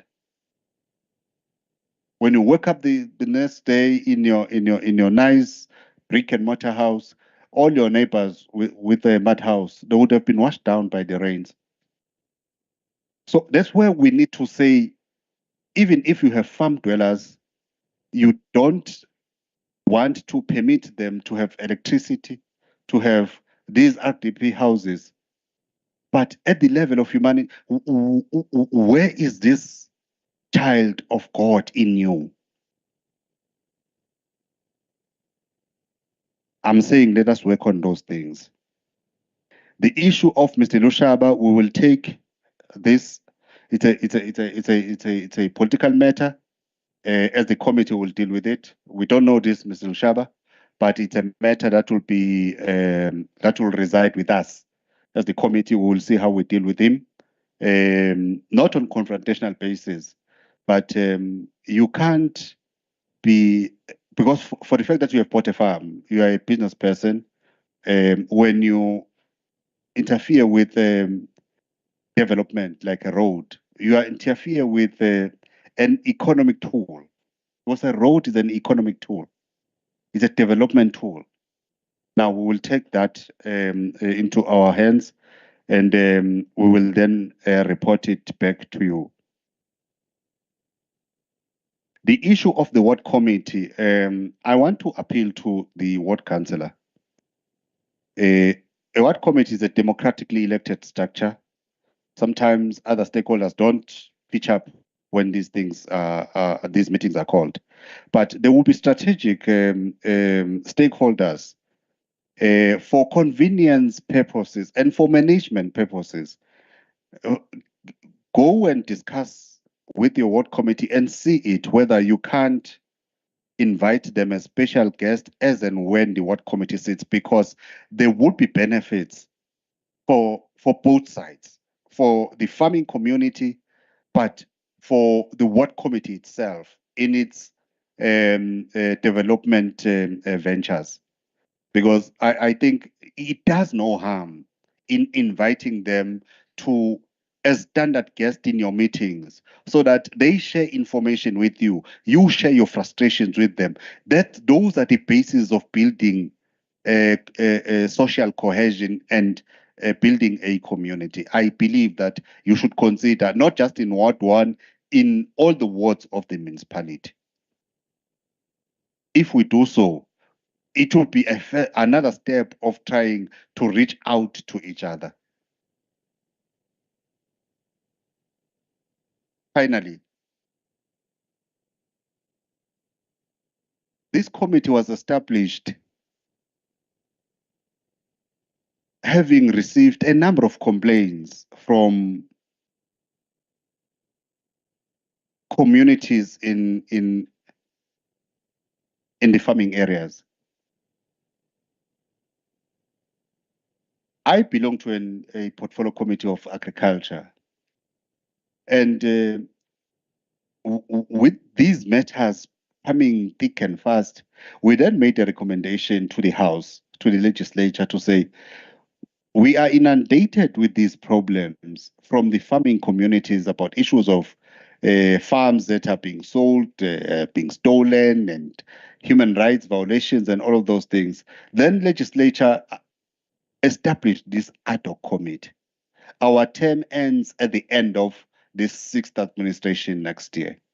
We will do our closeout report so that those who are coming after us can benefit from the challenges that we have faced, the problems that we have seen, how we have resolved them. And obviously, we may not be able to resolve all problems, but those that we have resolved, we have resolved a number. I think we are on a journey of opening eyes out there to say, we may look different, but we are children of God. Others are short, others are tall, others are huge like myself, others are so thin. But at the end of the day, we're all children of God. So for me, bakithi, uma ngabe sizohlangana la siziluzolo, sizothi siphila-ke ngaphansi komthunzi welanga, senze njani ukuthi silungise inkinga zakithi. Asinalo elinye izwe soya kulona. There's only this one. This country is unlike a pair of shoes. When it's worn out, you go and buy another one. This country needs food. We need farming community. We need farming land. Not every land available out there is for houses. Those who have cattle, they need grazing places. We need to plant trees. We need to plant everything that is part of a human being. We need flowing rivers that are going to enrich our plants and so on. Asibeni nago ekuthenini, if singahlalisani nemvelo, we are not going to survive. If singahlalisani sodwa, we are not going to survive.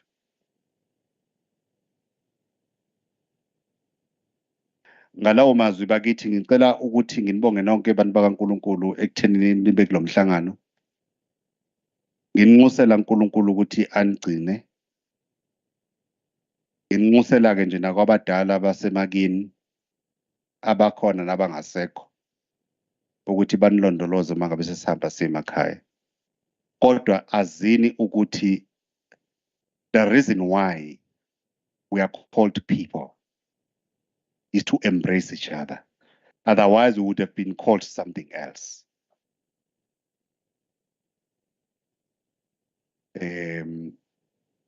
Amakhosi la seyangijaha kodwa kulungileke. Kodwa ngokwami ngeke ngisakuphawula emve ngoba sekukhulume asekuphawule nje amakhosi. I think my message is clear and loud. Ngiyacabanga ukuthi mangabe sicela ukuqeda amakhosi sizokwenza nje isimemezelo ngento ye-lunch la ngaphandle bese siyahamba. Inhloso yami ukuvala lo mhlangano ngo-1 kodwa bengicela ukuthi nje nginike amakhosi athu ukusika nje elijikayo. I'm closing now. Umpopo phambi kwakho.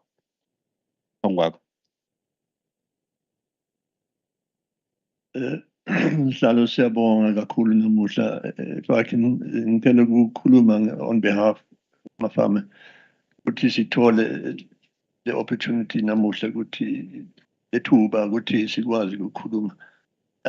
Mina ngihlala lapha eDrobhen for 42 years manje. Namuhla it's the first time sihlala kanje. I-challenge yethu iyo le ukuthi ama-structure awekho. Yebo singakhuluma ukuthi why didn't we do this and this? But I want to assure you ukuthi siyazama. We have reached out kuMunicipal nabanye ukuthi please siyazi ukuthi khona ama-councillor nabonke ama-structures akhona. But on top of that, we have people that have knowledge that can make a difference. Lapha eDrobhen kakhulu nasemaplasini ukuthi sikwazi ukubambisana. We reach out to the people that are in control and that have the authority. Call us in and we can help you, that we can get rid of this issue of they and us. I want to agree with you with regard to we are all God's people. And we are, if I say we, I'm specifically referring to also the white farmers. Is we have structures out there where we involved in missionary work and many other things, but they can be much more effective if there's a willingness from both sides. It's got to be from both sides. We have a school, Pongola Valley School, a primary school that has been funded 100% by the farmers privately, and it's a school that's functioning 100% very well. And I wish I could take you there to see you what the farming community is doing for the people in the area. It's a private school that has started from grade R and grade RR, and it's flourishing. Why? Because they're doing it together. There's black teachers, there's white teachers there, and it's Guhambaga, with the blessing of the Lord. I wish I could take people there, and then if you want me, I can arrange a tour that we can go there sometime, because this gives you goosebumps if you go there. And just in closing, I want to say it's a pity, it's so sad to see that those people from Basangoma, the school, some politics or whatever have affected they're going to school. There are children that are not going to school at the moment. I don't know how they're going to write exams at the end of the year, but abafundi, because other people are affecting their lives. So we appeal to you as well, please. This is a matter of urgency. Siyabonga. And thanks for this opportunity once more. Siyabonga. Thank you very much. That was it. Sibonga Sihlalo ithuba unika lona. Lethimba lakho lonke ohambisana nalo. Kuleka amakhosini akhona phakathi kwethu. Maphoyisa. Abafowethu abasebenzisa indawo zasemaplazini. Ithimba lonke likhona la kule ndlu namhlanje. Isiqubulo sami sithi ungakholwanga namhlanje ngeke aphinde akholwe. Kulamazwi kade ekhulunywa nguSihlalo. Fana nenkonzo enkulu yezwe lonke lase-South Africa indlela efuna siphile ngayo yokubambisana. That's the main important okufuna silandele ukuphila ngokubambisana. Uma sifuna umhlaba akungoba sithi sifuna kusuke umuntu endaweni yakhe ngaphandle kwe-reason, ngaphandle kwesizathu. Masifuna umhlaba ngoba sinesizathu, there is a reason esenza sifune leyo mhlaba. Kunamathuna ogogo bethu namathuna omkhulu bethu, hayi ukuthi sizolwa nabamhlophe nababa-brown nabanjani nabanjani, kodwa sifuna ukuthi sibambisane lolu hlaka namhlanje oluzosihlanganisa bengayazi mina indaba ama-department ngicabanga ukuthi angisho ukuthi ama-department awazani lapha eDumbe. Ngiyaqala ukunazi ukuthi ne-association yabamhlophe la eDumbe. No-65 eminyaka ngekho la eDumbe. Ngazalwa la eDumbe. Ngiyaqala ukunazi kodwa ngikhona ngiyisakhiwo. Indaba eziningi zasedlula lapha eDumbe sikhona. Ngobukhosi ngiyinkosi uSibisi kwi-province yaKwaZulu-Natal. Nginesihlalo sokuba ikomiti lami ika-justice. Uma kunezinto ezenzekayo ey'ndaweni ney'ndawo eZululand, yimi engimele iZululand kuma-committee ku-justice. Kuyangedlula ngingakutholi ukuthi iy'nkinga zingakanani ezithinta iDumbe ngobugebengu nangani. Umnyango wakho nje mfowethu bekufuneka ukhiphe inombolo esobala ibeke etafuleni ukuthi nansi inombolo yami. Mina angikwazi. Futhi uma kuqhubeka kanje ngingezukwazi ngohlala ngingakwazi nje. Ngoba akukho okubekela etafuleni ukuthi nansi inombolo yami bongithinta. Ngoba uyisakhiwo sikahulumeni uyahola. Uholela lo msebenzi wenzayo. Kodwa mina angikwazi, ukhansela akakwazi, naloya mfowethu akakwazi, naloya mfowethu. That is wrong. Ukungazani. Kube nemhlangano ehambayo singazi. Bahamba abantu bakithi bethi bayalandela izinto bengawazi umthetho. Njengoba ngithi akukhulume lo yasisi nje malana nento eyenzeke endaweni yakubo lapha ahlala khona. Babekwe osebeni emgwaqeni basebiyela ngocingo. Imizi kanje ocingweni. Iminyaka usisi uNkosi lo lapha engikhuluma ngayo. Abanayo indaba abakwazi ukukha ama-toilet, abakwazi ukukha izindlu, abakwazi ukukhululeka. Ayikho indlela yokuhlala inhlalakahle kanti thina njengomholi bomdabu ngokubambisana namakhansela kufuneka sibheke inhlalakahle yabo bonke abantu ezweni. Beside ukuthi singambuza ukuthi uyiliphi iqembu lezepolitiki asikhulumi nodaba sikhuluma uward 1 lesikhulunywa ngayo namhlanje. Kade kuward 1 wonke ushintshe kulolu khathata lokhona kuba ward 9. Uma kuya ward 1 nje bakhuluma ngesakhiwo lokho kusukele kule minyaka ephelile yonke kusuka eGambuli kuze kuzofika eLukwaneni eLunaburg. Bekuward 1 sonke lesikhathi. So bonke labo bantu baku-sports esifanayo senhlala engekho yinhle. Ekufuneka siyilungiseni sisonke lesakhiwo kufuneka sisebenzeni naso uma sisidinga ngempela. Sini Mr. Gavers. Angisazi. Ngihlaba amakhansela asazi mina angisazi. Lezi zinto ezosenza ukuthi sikwazi ukuba netafula sikwazi ukuhlala kahle etafuleni angabikho umuntu iJanman leli ibhunu leli ishangane leli zonke lezi zinto ezikhona lapha eSouth Africa siyazimukela thina ama-Afrika thina zafikela kuthina ngokubaholi bomdabu. Abantu lesithi baqhamuka ngaphandle abaqhamuka ngaphandle ukuthi baqhamuka nento imvula baqashwa yini qala nina ngoba lithi bashibhile angithi iqiniso phela ngithi ngikhuluma iqiniso. Bese beyanda nomunye ahamba waqoqela omunye ukuthi hey eSouth Africa kunje eSouth Africa kunje South Africa igebengu edayisa ama-drugs in zifika kanjalo kuze kufike bezintshotshele futhi nina zitshontshe inkomo angithi siyakhomba ukuthi kuhlinzwe inkomo nga-6 emaplazini zihlinzwe emahlathini izolo bekulahleka 25 wenkomo lapha eKambuli 25 wenkomo ngosuku olulodwa. Sonke leyo nto lesikhuluma nicawunda sizazi sizoyikhuluma kanjani uzoyikhuluma wedwa sikwazi ukukhuluma sodwa nezami inkomo ziyantshontshwa nezakho ziyantshontshwa. So ileyo nto ngithi asiyakheni lento kusula namhlanje eDumbe sazi ukuthi sisebenza kanjani sixhumana nobani oyini isakhiwo esikhona. Ngalawo ndlela amazwi amamfishane ngithi ngibonga kakhulu ikomiti ukuthi lifike namhlanje noma kuyi short notice kodwa siyambonga uNkulunkulu ukuthi nikhumbule ukuze eDumbe.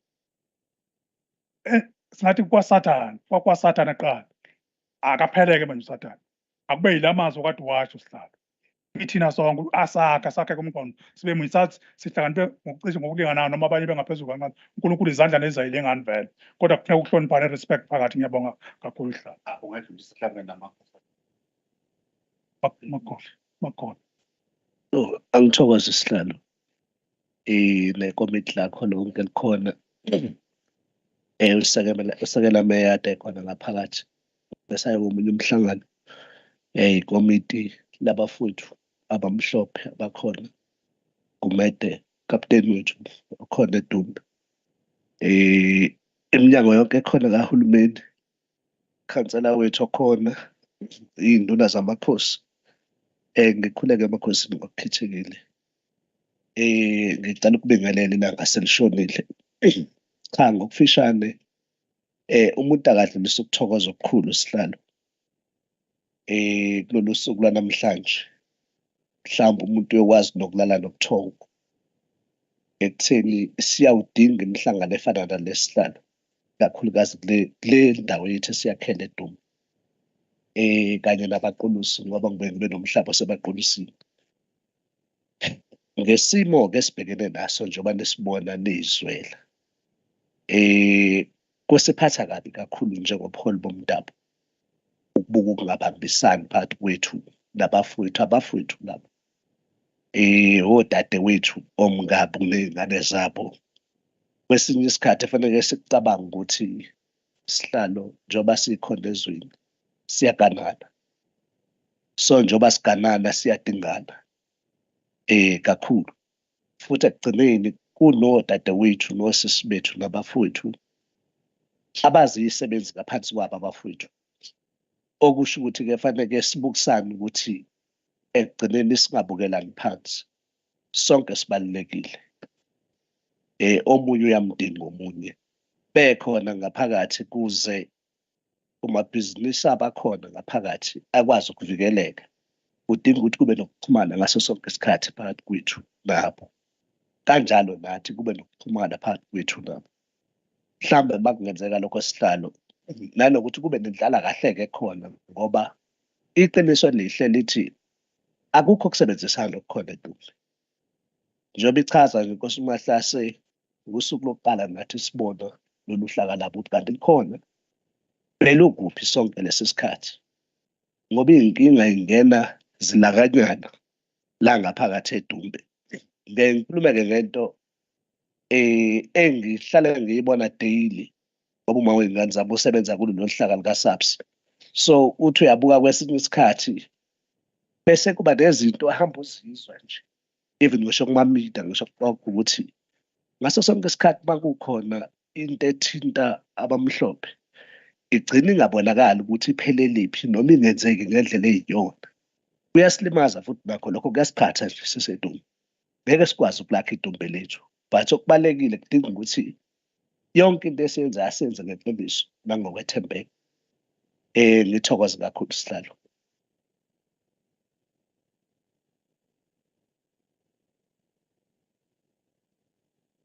Siyabonga emakhosini asendlonkulu, siyabonga kakhulu. Bakithi ngabe sengiyona nayi inombolo ka manager wase Vryheid waka Department of Labor. Baba, can you shout your numbers so that they also write it down? Yeah, awuyibhale lapha mfana bhala.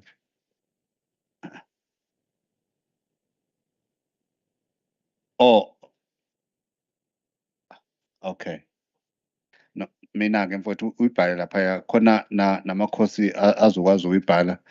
And I'm happy if sesine interest yokuthola iy'namba nabantu bakwa-department nenamba yephoyisa le uSotobe ibhalwe laphaya. Khona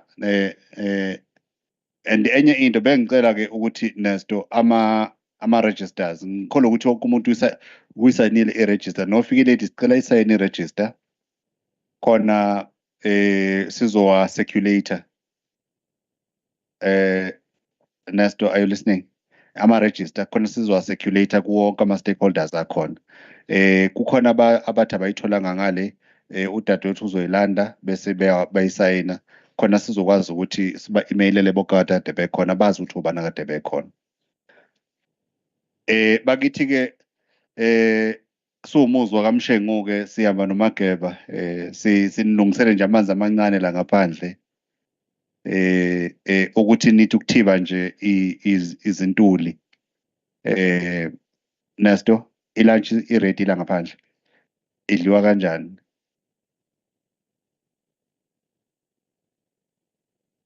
Okay, kuthiwa kuyaphakwa-ke la ngaphandle. Bengicela-ke mhlambe amakhosi esizwe athi hulushu noma abo basizayo mhlambe amakhosi bawalekelele ngokuthi aphakeleke bese